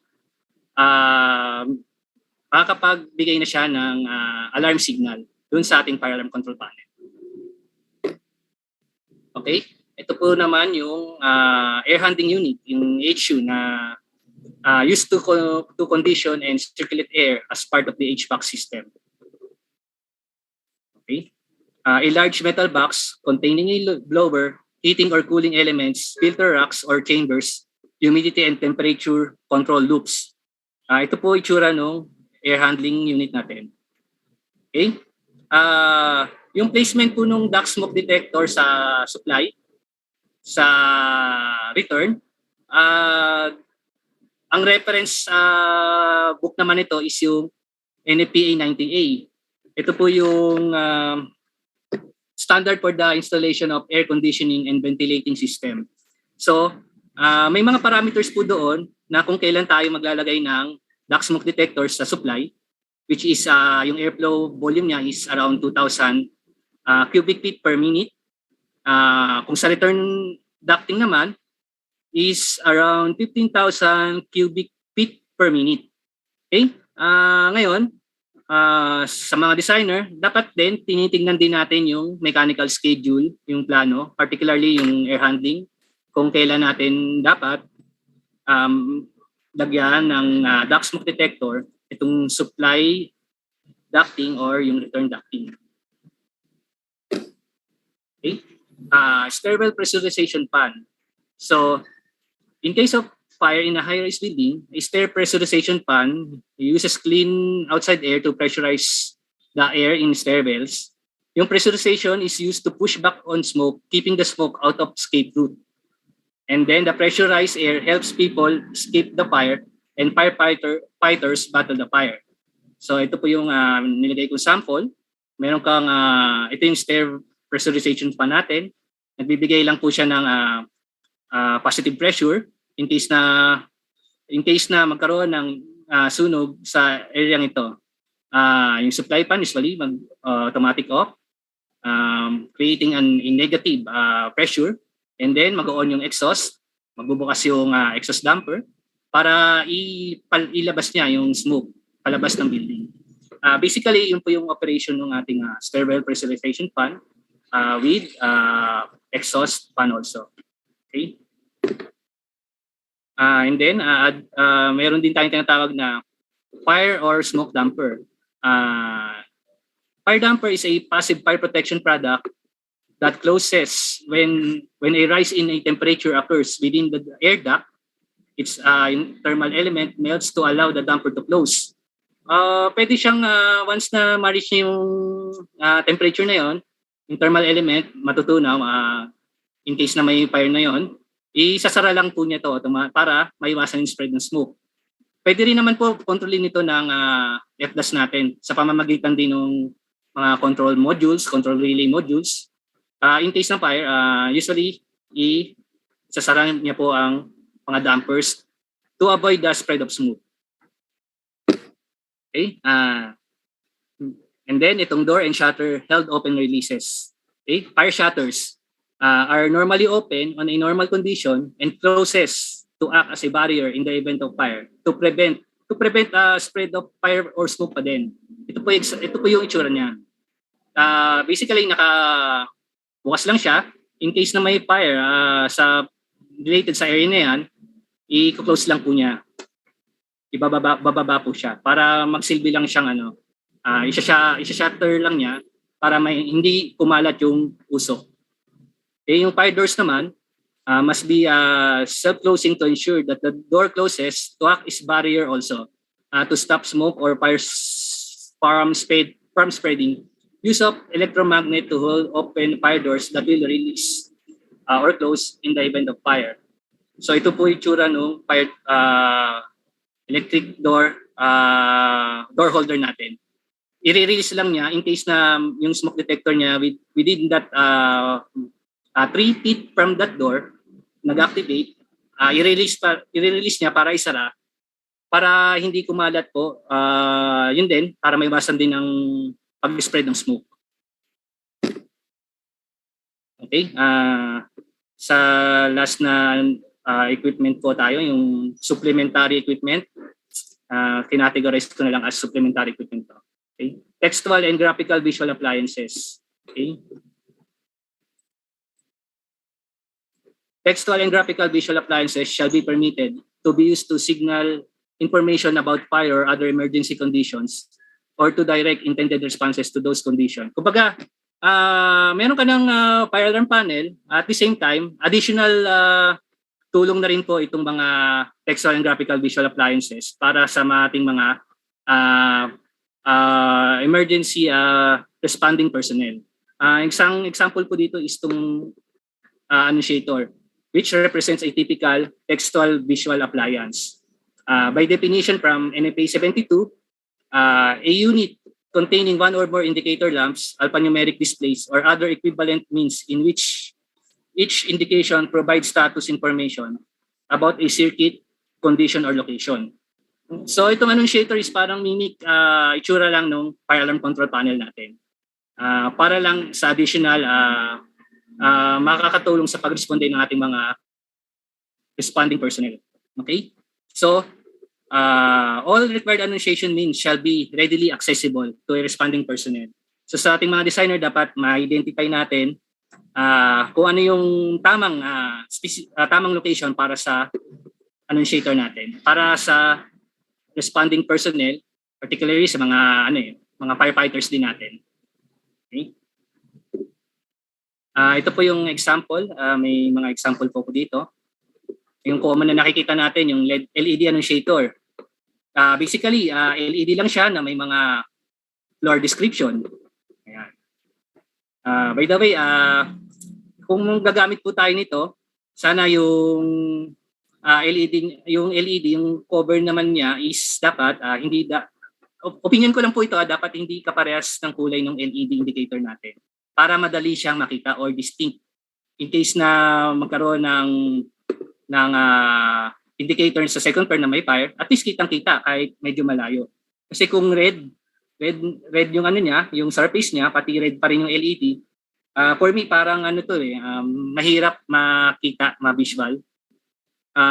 So sa mga nagde-design sa atin, dapat i-consider nyo rin yun, yung distinction nung surface nung LED annunciator doon sa indicator nung LED annunciator. Okay? Meron naman tayo dito yung graphical annunciator, yung map type. Kumbaga, floor plan ng isang area, may mga LED lang siya. Tapos meron lang yung indication na yung compass. For example, may note na you are here. Kumbaga, madali para mahanap ng mga firefighters natin kung saan yung location ng isang area kung sakaling may sunog. Meron din tayong LED annunciator, which is yung mimic itsura lang nung fire alarm panel natin. Meron din tayong annunciator na with controls. Pwede rin na integrate dito yung for example, kung yung panel mo ay may paging, pwede rin sa ganitong annunciator po yung lagyan din ng paging for two-way communication. And then itong graphical command control workstation,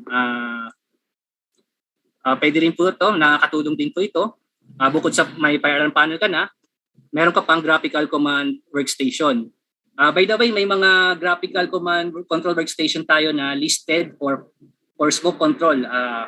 Pwede mong incorporate dito yung graphical na itsura ng smoke control, yung mga switches control. Kung gusto na si fireman gusto niya i-activate yung pressurization fan in case of evacuation, pwede po incorporate yan.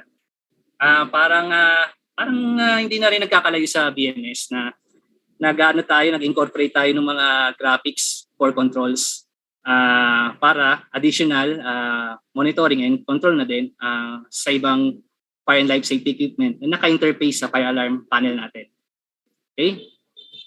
Pwede rin tayo maglagay ng system event printer or sa amin tinatawag ko itong serial printer.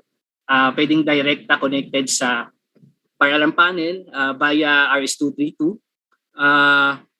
Kung gusto nating i-print by hard copy yung any event na na-accumulate ng fire alarm panel, kumbaga sabay ang printout niya.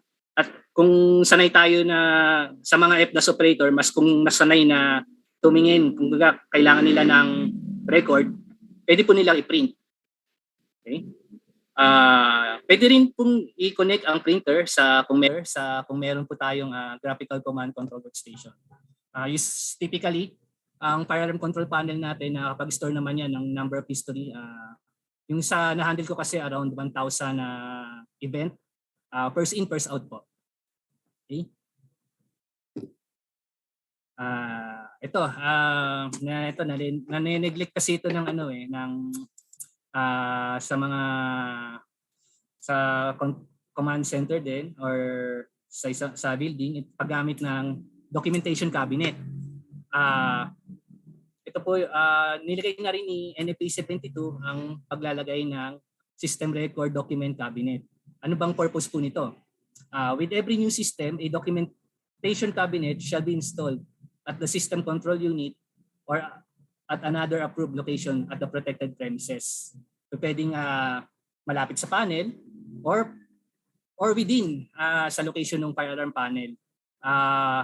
Ang importante lang is hindi po natin gawing cabinet yung fire alarm control panel natin. Kasi naalala ko po, nung minsan nag-inspect po ako ng building, pagbukas po ng fire alarm panel, ang laman ay mga papel, mga plano, at kung ano-ano pa.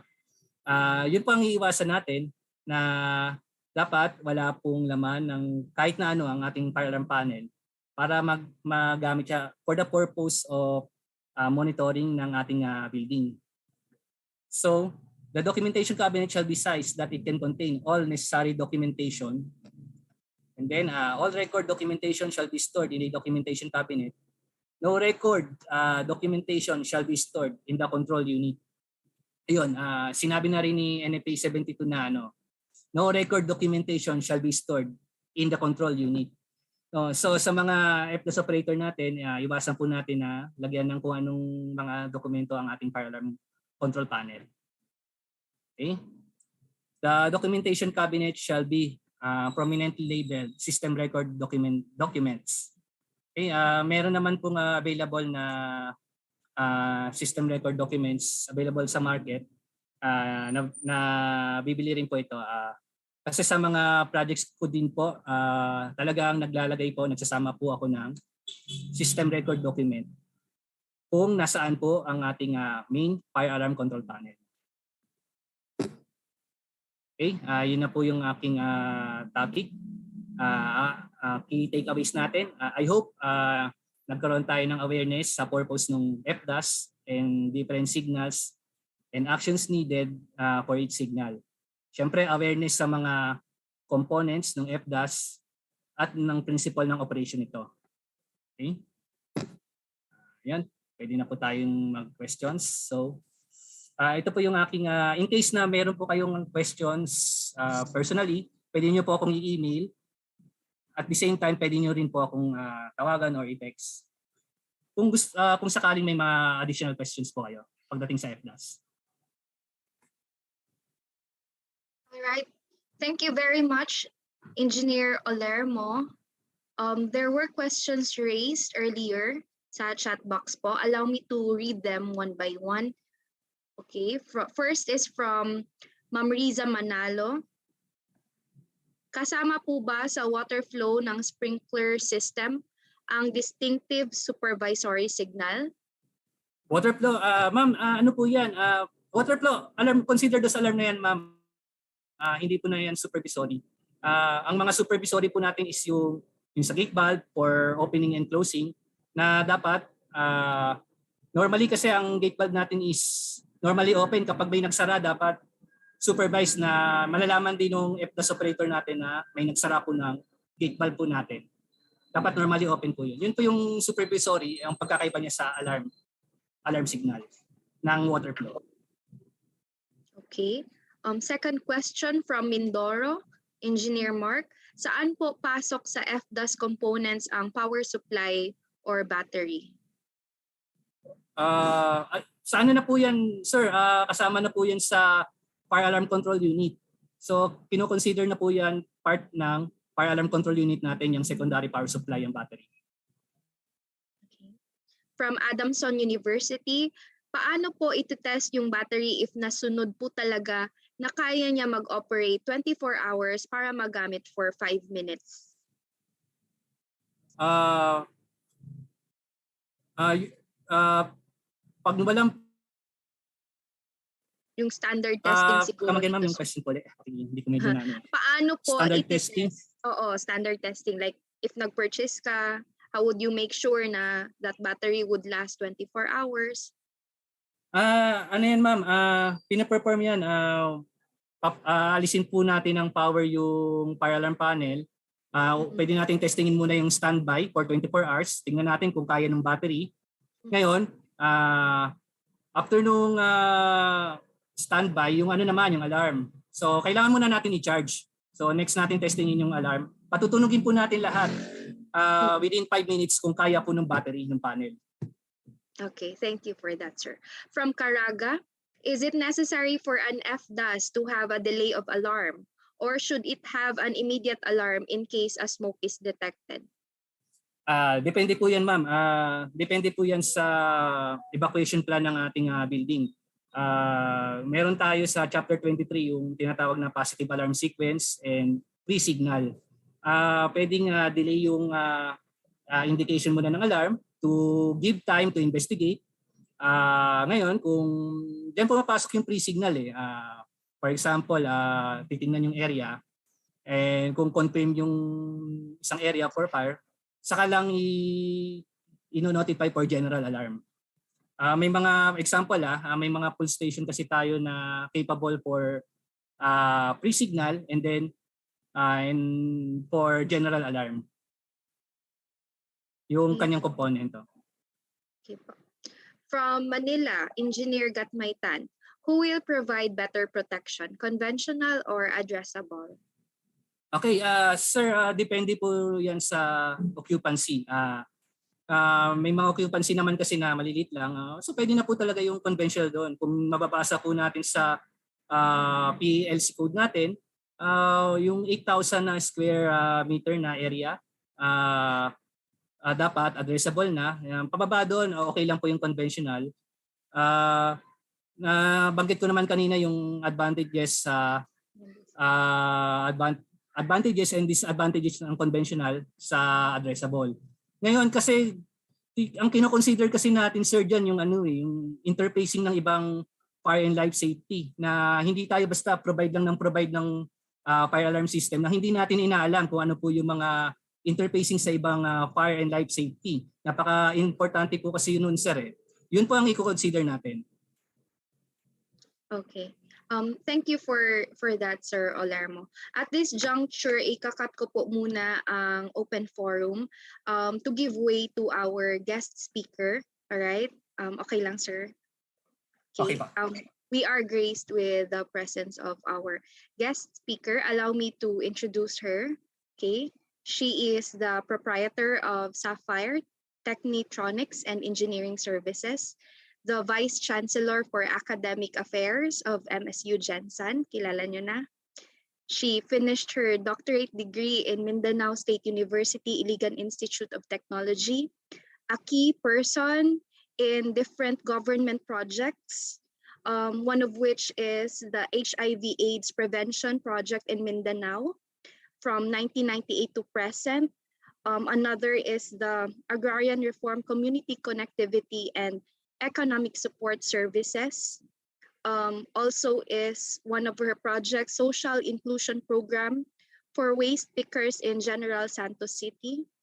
So she started also from humble beginnings. She became Sangguniang Kabataan Chairman to Coordinator of SOCCSKSARGEN Region in National Disaster Risk Reduction Management Council.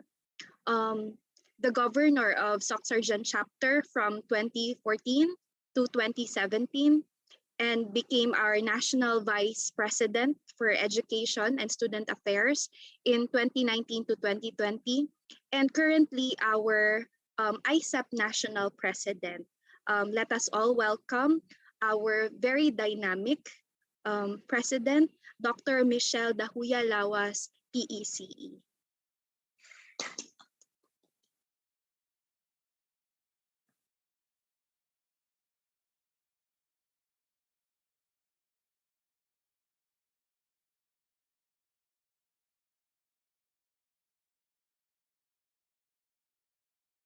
Michelle, naa si ma'am.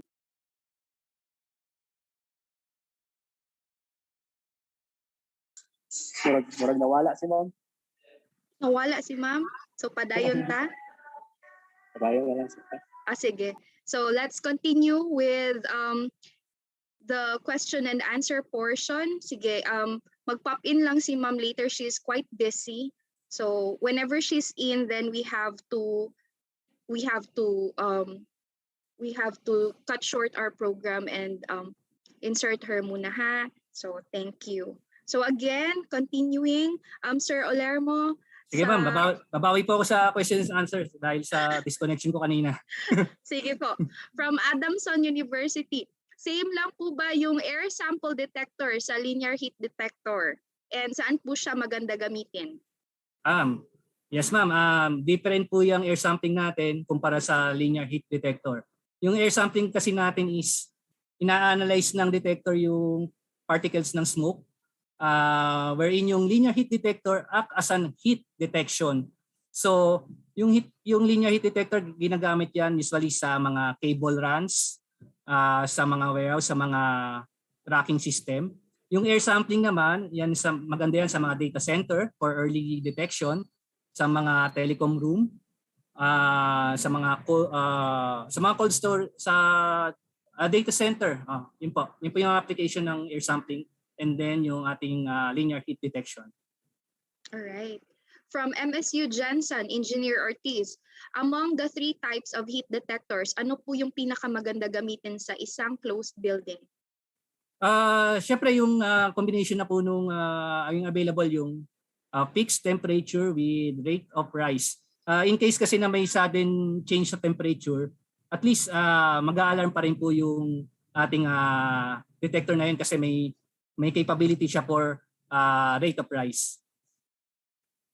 From Davao, from Engineer Jiki, for conventional FDAS, ilang meters po ang pwede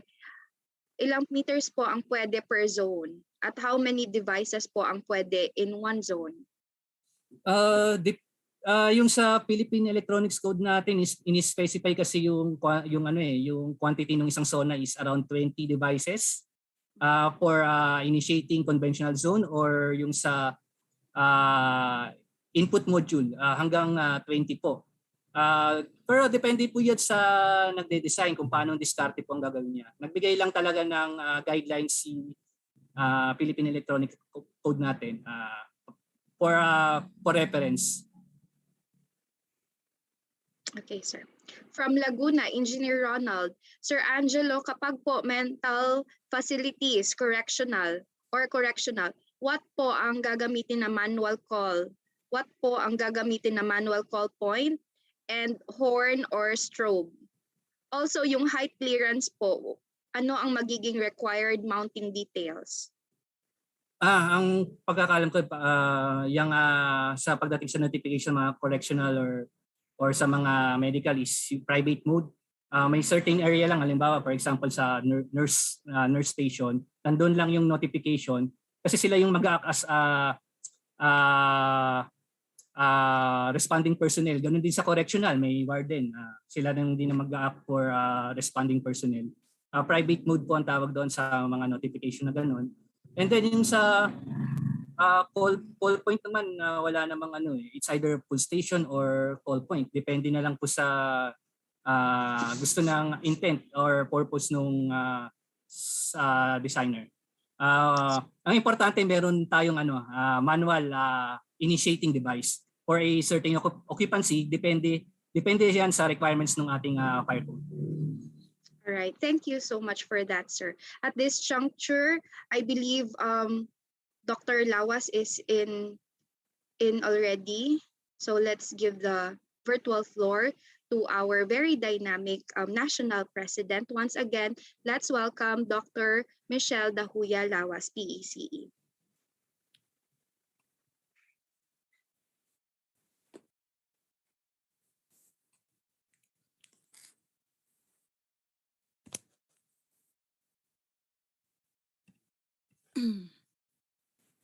Hello. Magandang gabi sa lahat. Okay, good evening and thank you so much. Thank you so much for this invitation. Actually, this is also in line with the national activity, and we have also our Gender and Development Month. No, and in fact, we had our culmination activity with the different societies and the different organizations around the Philippines and around the globe in celebration of our gender and development, as well as the culmination of the International Women's Month. So along with that, alongside, we have also our FDAS, our national. In fact, this is our activity wherein we are always challenged in the national level with the Bureau of Fire Protection, that IECEP as an organization, of course, is continuously collaborating with the Bureau of Fire and other professional organizations now in support of the Fire Prevention Month. So by virtue of the Presidential Proclamation number 115, I guess, that's that the month of March is always was declared as Fire Prevention Month because of the alarming increase of fire incidents happening across the country during this particular period. So with that observation, as a professional organization, as an electronics engineers, that we always claim that in the delineation of matrix, we are the front line, that the fire detection and alarm system is always within our bound and within our mandate. So with that, it is a good activity actually, because the Mindanao, tawagin natin itong Mindanao League. Kasi we have the Mindanao chapters, the Mindanao regional chapters is collaborating. And this is another powerful collaboration, especially in this time of the Fire Prevention Month, of coming up an activity or a webinar for the fire detection and alarm system. So we are always challenged to observe that Fire Prevention Month in the Philippines is a perfect time to discuss and, of course, raise awareness about the causes, the hazards and the dangers of fire. So with that, with so much contribution in our society as an engineer, as the front line in this time, we must also campaign according to the measures, or we have to promote a safety consciousness among our people every day of the year. And of course, as the positive preventive approach to a problem that can be solved by more caution, vigilance, and exercise of common sense and a perfect, of course, within the mandate and in consonance with the law. So with that, we have also a visit with the Bureau of Fire Protection, which is our partner in FDAS, and as well as the line agency in the government that is overlooking, or in the implementation agency in terms of the fire and in terms of the fire prevention and all of that, for the safety of our people and the safety of the property and the lives of our people. So it is always a struggle between the two organizations, strong organization, just like IECEP, just like IIEE, and in fact, some other organization, just like PSME, is also getting the limelight, in terms of responsible organization, responsible yung practice natin in terms of safety and in terms, because no one monopolizes the safety when it comes to fire prevention and when it comes to the safety of So with that, we always claim that the fire detection and alarm system, just like PSME, is also Wendy. Hello. Oo, kita yung gilid. Katawa niya mo, tikalon ka. Pa-mute lang po. Alright.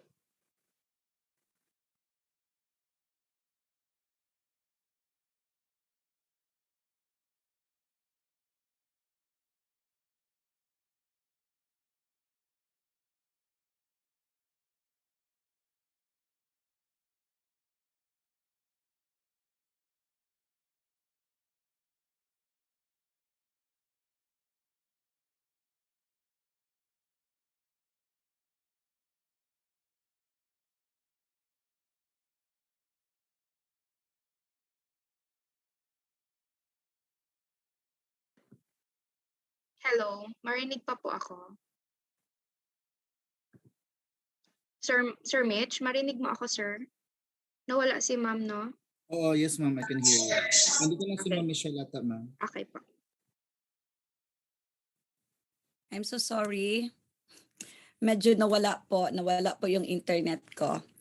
Okay, so I'll be back. So again, is a good observation that that the chapters collaborating in Mindanao League, we have the SOCCSKSARGEN, we have Davao, in fact, North Mindanao, Zamboanga. We have 6 collaborating chapters, no?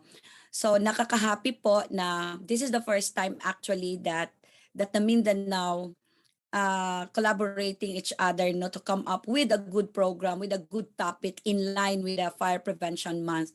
So again, balikan ko that we are always challenged, no. Actually, hindi lang po si ECE, si IECEP as an organization, hindi lang po si IIEE as an organization. In fact, some of the professional organization is now contemplating that the fire is not monopolized with IECEP or is not monopolized with IIEE. So talagang nagkakami na ngayon, and this is one thing that we need to consider. So kaya kailangan natin i-equip sarili natin, and in fact we have to revitalize some of the basics, especially in the fire detection and alarm system, because until this time the current situation of the holding in abeyance between the IECEP and the IIEE is andoon pa rin, hindi pa rin siya nalilift up, though we have so much energy, we put on, especially that we want really to yung gusto talaga natin kukunin na kung pwede sa atin si FDAS as what we usually do before the issuance of that abeyance, holding in abeyance. But this time it's more on political. So ngayon sinasabi po ng bagong General Director of Bureau of Fire Protection, si Director Puracan, na kailangan din nila i-consider with all aspects before coming up with another circular or memo that will be cascaded down to the lower offices or to the LGU. So with that drive, we really want to come up with somehow protection of our profession and our practice, na kung pwede we want to be the implementer, or we want to have a solo of the FDAS. But sad to say that until this time parang nagtatrive pa rin tayo na talagang we advocating also the campaign and some of the exercise, naging vigilant tayo, and we are more now aware and to keep knowledgeable about fire prevention as well as about fire technology and the program of the Bureau of Fire Protection. So to make sure also that we are in adherence with the Bureau of Fire Protection, yung kanilang mga batas na pinapatupad, there are also many recommendations coming from their end na to avoid talaga conflict and occurrence of fire in whatever capacity, in whatever situation. So as a professional engineer or as an electronics engineer, so kailangan po natin talagang i-equip yung sarili natin in terms of proper disposition and proper technological support in terms of FDAS. So again, sabi yung reminder we had a meeting with the FDAS, we have the meeting with the BFP 2 weeks ago, that reminding all professionals that the fire incidents are really potential and very dangerous during this time of March, the hottest month of the year. But by following, of course, of the safety, yung mga precautions natin from authorities, and we can prevent untoward incidents from happening. Just remember that having the presence of mind, and of course, this is a good reminder from the Bureau of Fire, in any situation can also spell the difference between a good practice and between a victim and a fire survivor. So yun ang point niya doon. Sabi niya, if you are really you have the delineation and you are assigned to this specific, in fact, electrical and ECE are in charge of a good wiring as well as detection in terms of fire. So you really have to do your best and come up with a good practice. Yung mga best practices dapat ipapakita nyo, because this is a challenge to all of you. So with that, hopefully we could still have another programs or mga support programs and webinars, seminars advocating to the fire prevention and advocating also of the revitalization of our general. Talagang yung fire detection and alarm system related, no, at saka yung mga plans natin as a professional can be either it is really signed by PECE, pero ngayon is may PEE na nga na nakihati sa atin, and it is always accepted by the Bureau of Fire Protection. So that issuance actually, it entails a lot of our energy, no, at our time, na it is really a challenge for the organization na paano ba natin i-address at paano ba natin ilalabi na yung that the FDAS is really solely for IECEP.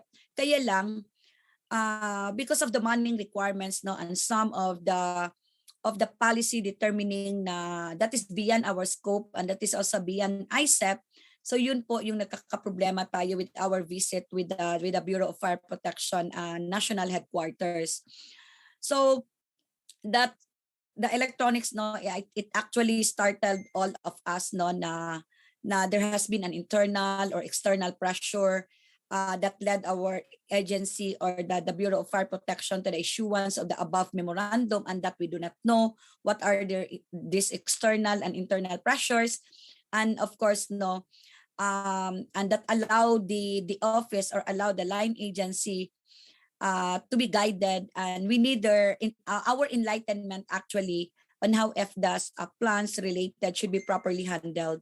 So that is why ngayon naghahanap talaga tayo ng mga magagandang activities, no, especially for the FDAS, kasi yung page po natin, the umbrella of the organization is actually having a memorandum of agreement na yung may may version 2 tayo of the book released, book 2 natin, yung sa PEC natin, Philippine Electronics Code na book natin is actually coming out for our version 2 para po makakatulong sa lahat ng mga practicing professionals, all the necessary, yung basic, yung mga essential knowledge natin, kailangan natin i-enhance para sa utilization at para sa implementation, proper implementation of the plans, no, and it should be properly handled. Kasi talagang magagaling masyado yung ating contemporary, and we need this. Sana marami pa tayong pagkakaroon ng mga trainings at pagkakaroon ng mga webinars related to FDAS, related to the protection of our practice. So again, we have delineation of the scope of professional practice of both professions, and it is very clear from the board resolutions coming from the BECE, of course, handled by the IECEP, no, na talagang with that joint resolutions, it is very clear kung ano yung para sa ECE, kung para sa ano yung sa EE. But along the line, kailangan pa rin natin i-protect, kailangan pa rin natin bangtayan ang ating scope. So we need to equip ourselves as an electronics engineers, as a professional engineers. So I guess siguro I just would like to congratulate, no, all the chapters coming together for this collaboration, Mindanao League. And of course, I would like to commend the leadership of our Vice President for Education and Student Affairs, Engineer Jomar Katipon. And hopefully we could come up also with another potent topic in the coming hybrid mid-year convention in Davao City comes June 3 to 5. So it would be a meeting of minds for everyone, for all electronics engineers, and we are inviting everyone to please come for our, it's a hybrid actually, because we want to cater also our yung mga natin, yung mga foreign chapters natin, but for the locals, hopefully pupunta tayong lahat sa Davao City, that after 2.5 years we can convene and physically join in a seminar, in a webinar, and magkaroon po tayo ng pagkakataon para magkita-kita and mag-say hi and hello para po sa ating ikakaganda ng ating profession. So in line with the educating, no, on public on fire prevention, So the Bureau of Fire Protection encourages all of us, all professional organization, all practitioners to get involved and actively participate in all the necessary drills kung meron man conducted by your barangays, by your schools, place of employment, and local government units. So with that, it is very essential to everyone the chance to rehearse properly, proper evacuation, proper procedure also. So it is a challenge of the Bureau of Fire Protection to all of us. So with that, again, my congratulations to this webinar. Hopefully, meron pa itong mga kasunod about fire, about FDAS. So see you on our mid-year convention and congratulations everyone.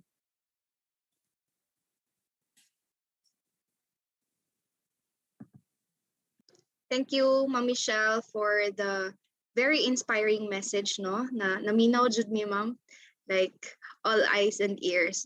There is a comment here from our chat box from Sir Williardo Mesa. With all due respect, the abeyance notice of the former BFP chief has expired when he retired from service. The prevailing regulation for FDAS is the building code implementing rules.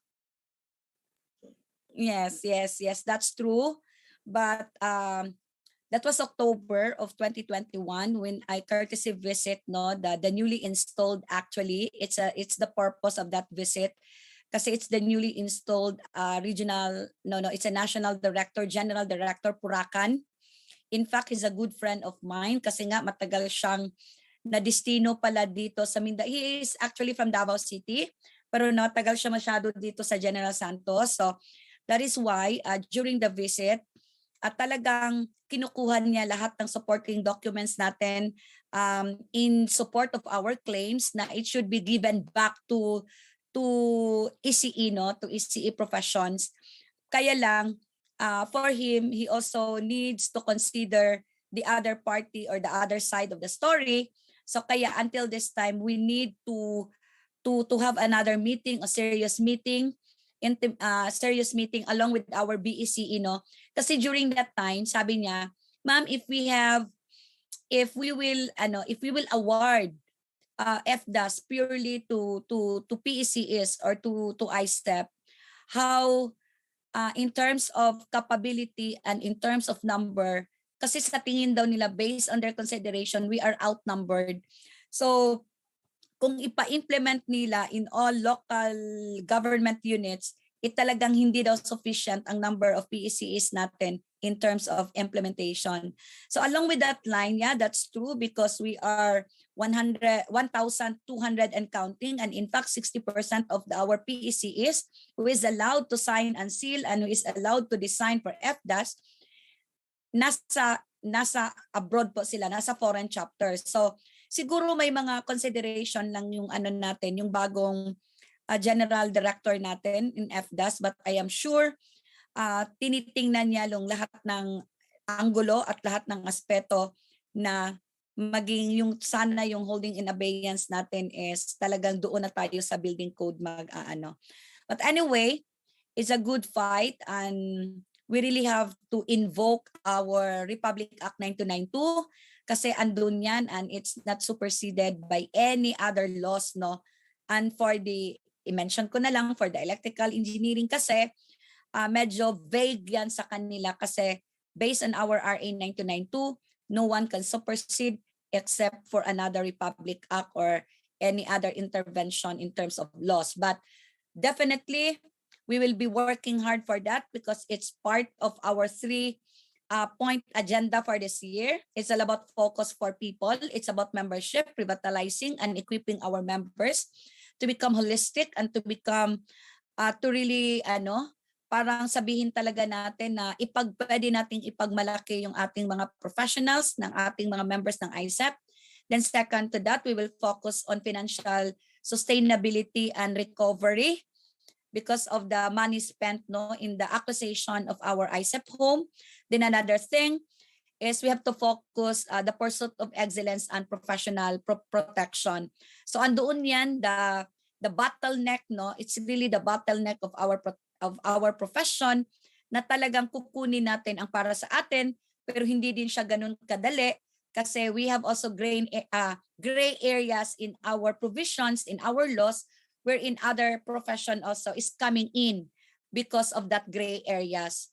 So we just need to be vigilant at saka seryoso lang po tayo kasi pag sabi natin kaya ba ng mga ECE ito, talagang sabihin natin na kaya natin. So we need this kind of training, this kind of intervention. This is one of the intervention na we could have na para po, kasi sabi nila, sabing mga from the ground na madami tayong mga PECEs but yung mga PECE po natin is just for the sign and sealing. In fact, hindi po talaga marunong doon sa nitty-gritty and all other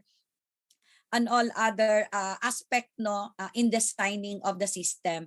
So kaya siguro medyo may mga consideration din yung ating BFP.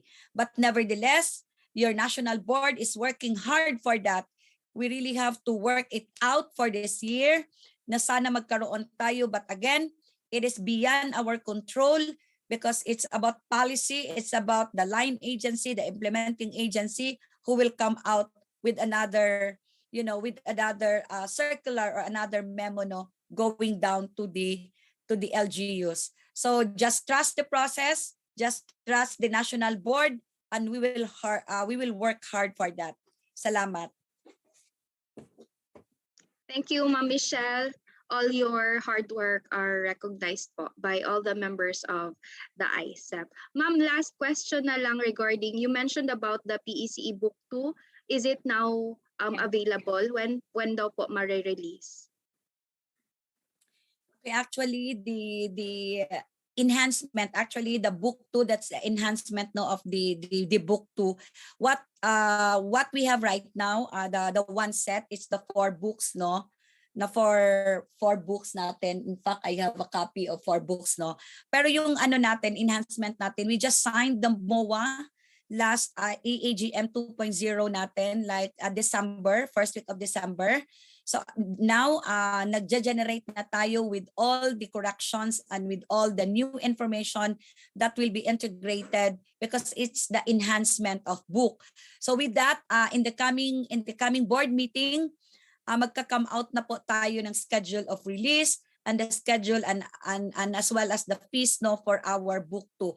But definitely, it will be out this year, the enhancement of the FDAS, the book 2 po. Thank you, Ma'am Michelle. And once again, as our national president mentioned, she has invited you all to join us in the upcoming mid-year convention, IECEP mid-year convention, to be held here in Davao City on June 4 to 6. Maraming salamat po, ma'am. God bless you po. You're welcome.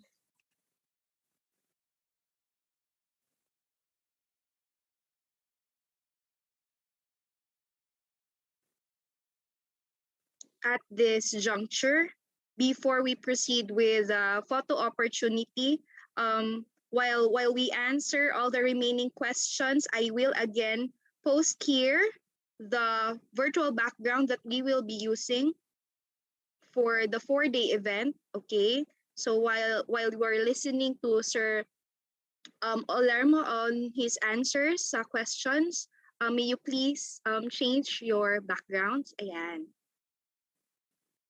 So here, let's continue. Naapa si Sir Olermo, nandyan ka pa po? Recording stopped. Yes, ma'am. Nandito pa po ako, ma'am. Okay. Recording. Who's talking? Dali lang. There. Recording in progress. Okay, sir, from Yes, ma'am. Adamson, ano po pang testing sa horn strobes and light para po masabi na na-meet yung candela and decibel? Minsan po sa testing basta tumunog at umilaw na lang eh. Yes ma'am. Actually may ginagamit po tayo dyan na device, yung sound level meter po. Para siyang tester na may microphone. Usually mini-measure yan sa kung nasaan yung location ng notification mo, 10 feet usually ang reference nila. Dapat kung ano yung nasa cut sheet, for example, 80 dB ang output, dapat ang lalabas doon is 80 dB din dapat for 10 feet. Okay. From Laguna, from Engineer Ronald. Sir Angelo sa Ganun po dumb waiter. yung ginagawang test po niya. Ah, okay na, sir. So from Laguna, sir, Sir Okay. Ronald, Sir Angelo, sa dumb waiter po, need po ba natin lagyan ng detectors? What po ang preferred type na ilagay na detectors? I'm not familiar with the dumb waiter. Engineer Ron. Medyo baka ibang ano lang, baka ibang term lang dating sa Medyo choppy ka, sir. Pagkakaintindi ko. Choppy konti, sir. Pero Sorry. understandable Yun, naman. medyo hindi ako familiar dun sa term na dumb waiter. Alright, sige. Engineer Ronald, Specify. po yung dumb waiter. Small elevator for foods. Especially pag sa mga hotels and restaurants in high-rise buildings. So, meron yan sila, sir. I think no need for the detection. Usually naman, pag elevator, nire-recall lang naman natin yan. I hope I answered that question. Okay. From Manila, from Sir Sepe, sa fire shutter and fire doors automatic, paano po maiiwasan ang matrap ang tao sa area or yung daanan papunta sa fire exit? Pagdating sa ganyan, usually nasa mechanical plan yung paano yung structure ng ating yung fire compartmentation involving fire shutter and fire door. Pwede kasing sa area na yan, may napapagitna na fire exit or fire escape para sa daanan ng tao. Kailangan lang ma-verify dun sa mechanical plans. Okay po. From Rizal, Engineer Manalo, where is the proper location of FACP for conventional and for addressable? For high-rise building, should this have access on fire command center? Sa fire code kasi natin i-specify kung kailan maglalagay ng fire command center. Usually ang location kasi ng mga location ng fire control panel natin or other sa fire command center, usually sa mga ano yun malapit din sa mga pinaka escape route ng building para sa reporting lahat ng mga equipment natin. Okay. From Davao, GK, pwede po bang maglagay ng smoke detectors on X-ray rooms? Smoke detector. Pagka complete coverage, pwede naman maglagay tayo ng smoke detection sa X-ray room. Particularly kung may mga, depende rin kasi sa mga hazards nung content ng isang area doon natin ibabase yung paglalagay ng detection. Ano po ang follow-up question? Ano po ang pwedeng ilagay sa cold storage rooms? Okay. Cold storage. Madalas din tanongin sa akin yan. Magandang gamitin dyan is air sampling. Si Besda, kilalang brand, meron silang air sampling point na capable sa mga cold storage na negative 40 degrees. So pwede po gamitin ng air sampling detection para sa mga cold storage. Okay. From Rizal, for commissioning and testing of existing FDAS and newly installed, how is it done? Do we have standard checklist and special devices to be utilized? Yes, ma'am. Refer lang po sila sa Chapter 14 ng NFA 72. May table po doon for inspection and testing frequency ng ating mga fire alarm equipment and devices. Pwede po nilang gamitin yun as reference. Pero may mga particular devices na dapat kay manufacturer natin kunin yung kanyang published instruction for that testing of certain device. For example, yung flame detection, yung UV and IV detector. Okay. 4 more questions na lang po. Then we'll Sige po, proceed ma'am. with the awarding of certificate. From KSAWRC, maximum devices in single loop addressable, sir. Yes, ma'am. Depende po sa brand yan, ma'am. For me, yung na-handle ko kasing brand, syempre alam niyo naman, Edwards, yung isang addressable loop niya is 125 addressable detectors and 125 modules. So total is 250 devices. Okay. From Bullpan, in regards to inspection and certification of safety and reliability of FDAS, do we have a recommended procedure prior to issuance of certification? Actually, yung pagdating sa mga procedure or mga documentation, pwede naman natin gamitin yung sample ni NFA 72 in reference doon sa requirement ng nasa fire code natin. Pwede pong gamitin reference yung mga forms na nasa chapter 7 ng NFA 72. From Adamson University, sir, yung linear heat detector, pwede po ba siya replacement for beam detectors, a special example for warehouse? Depende po yan, ma'am. Kasi alam naman natin, yung heat detection is more on property protection. Unlike ng mga smoke detector natin, is more on life safety devices yan. Much better talaga kung smoke detector muna, secondary yung sa heat detection natin. I would suggest I will still go for the life safety, yung smoke detection. Yung heat detector kasi kahit linear yan confirm fire kasi yung kanyang dinedetect unlike yung smoke detection is early detection pa lang, na at least na-inform na yung FDAS operator natin for certain respond po. Okay. And for the last question here from my list, again for our listeners, our attendees, if you do have more questions for Sir Olermo, you may contact him and reach him through email siguro. Sir, last question from CARAGA. Okay, ma'am. Go ahead, ma'am. May FDAS component po ba na capable mag-send ng email, SMS notifications? Yes, ma'am. Yung mga bagong mga technology natin sa mga addressable, unlike ng na-handle ko, is capable yan to send an email or text message to through a pager or a phone through email. Yung bagong brand ng hindi ko sa mina-market yung na-handle kong product is yung EST4. Ito na yung pinaka top of the line ng Edwards na yun. All right. So I'm not sure with the other ma'am, dugtungan ko lang. I'm not sure with the other kilalang brand. Syempre hindi naman magpapatalo diyan si Honeywell, si Hochiki. Basta lahat ng mga UL may mga update yan pagdating sa mga addressable system nila. All right.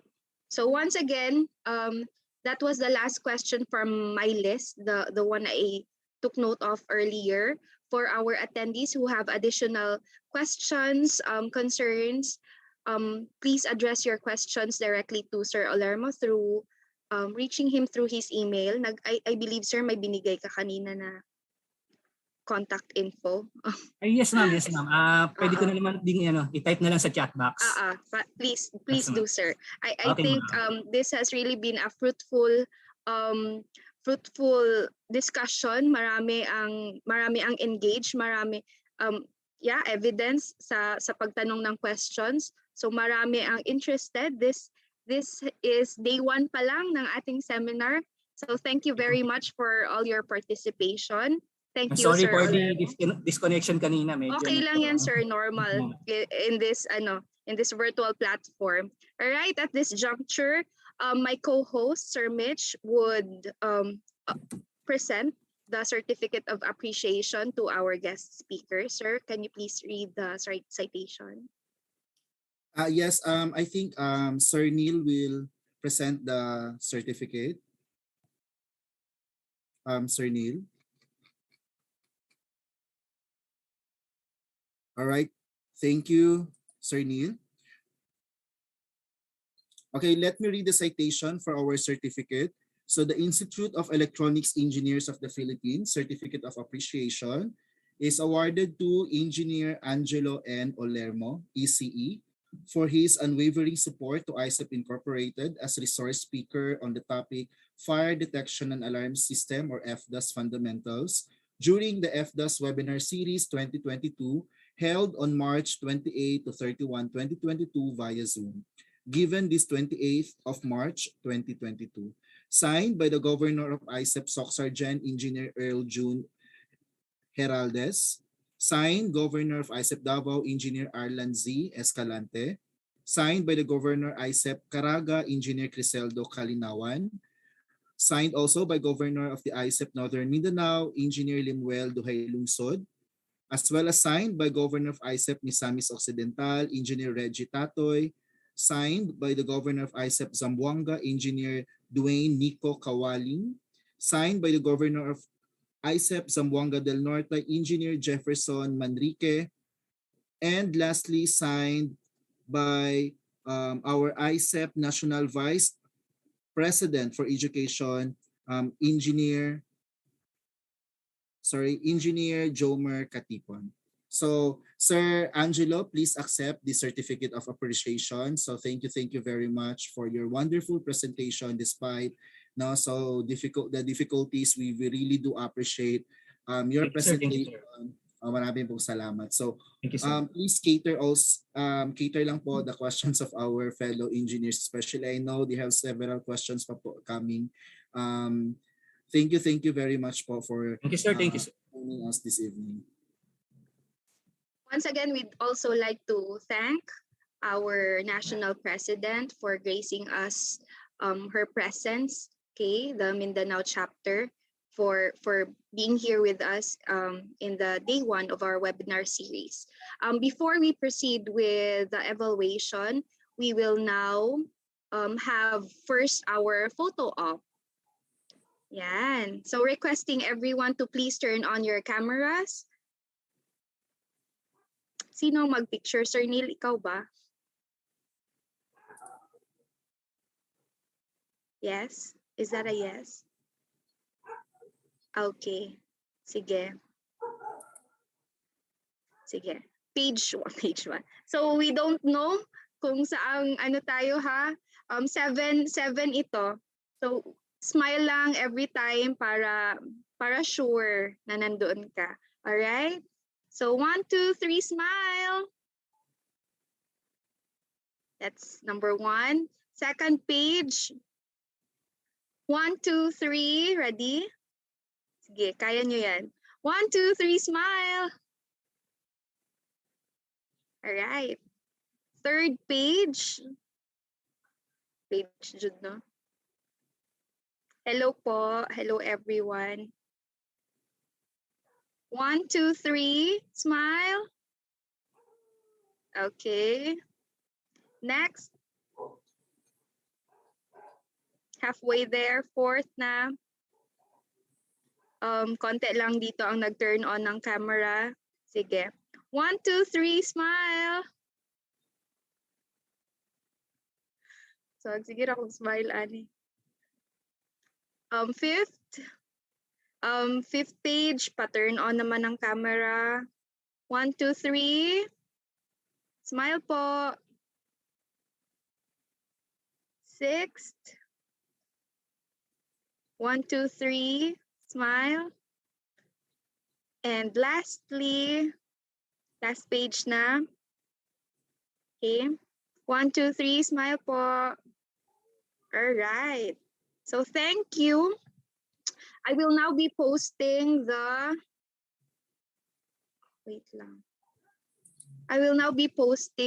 evaluation link sa attendance, short quiz and evaluation in our chat box.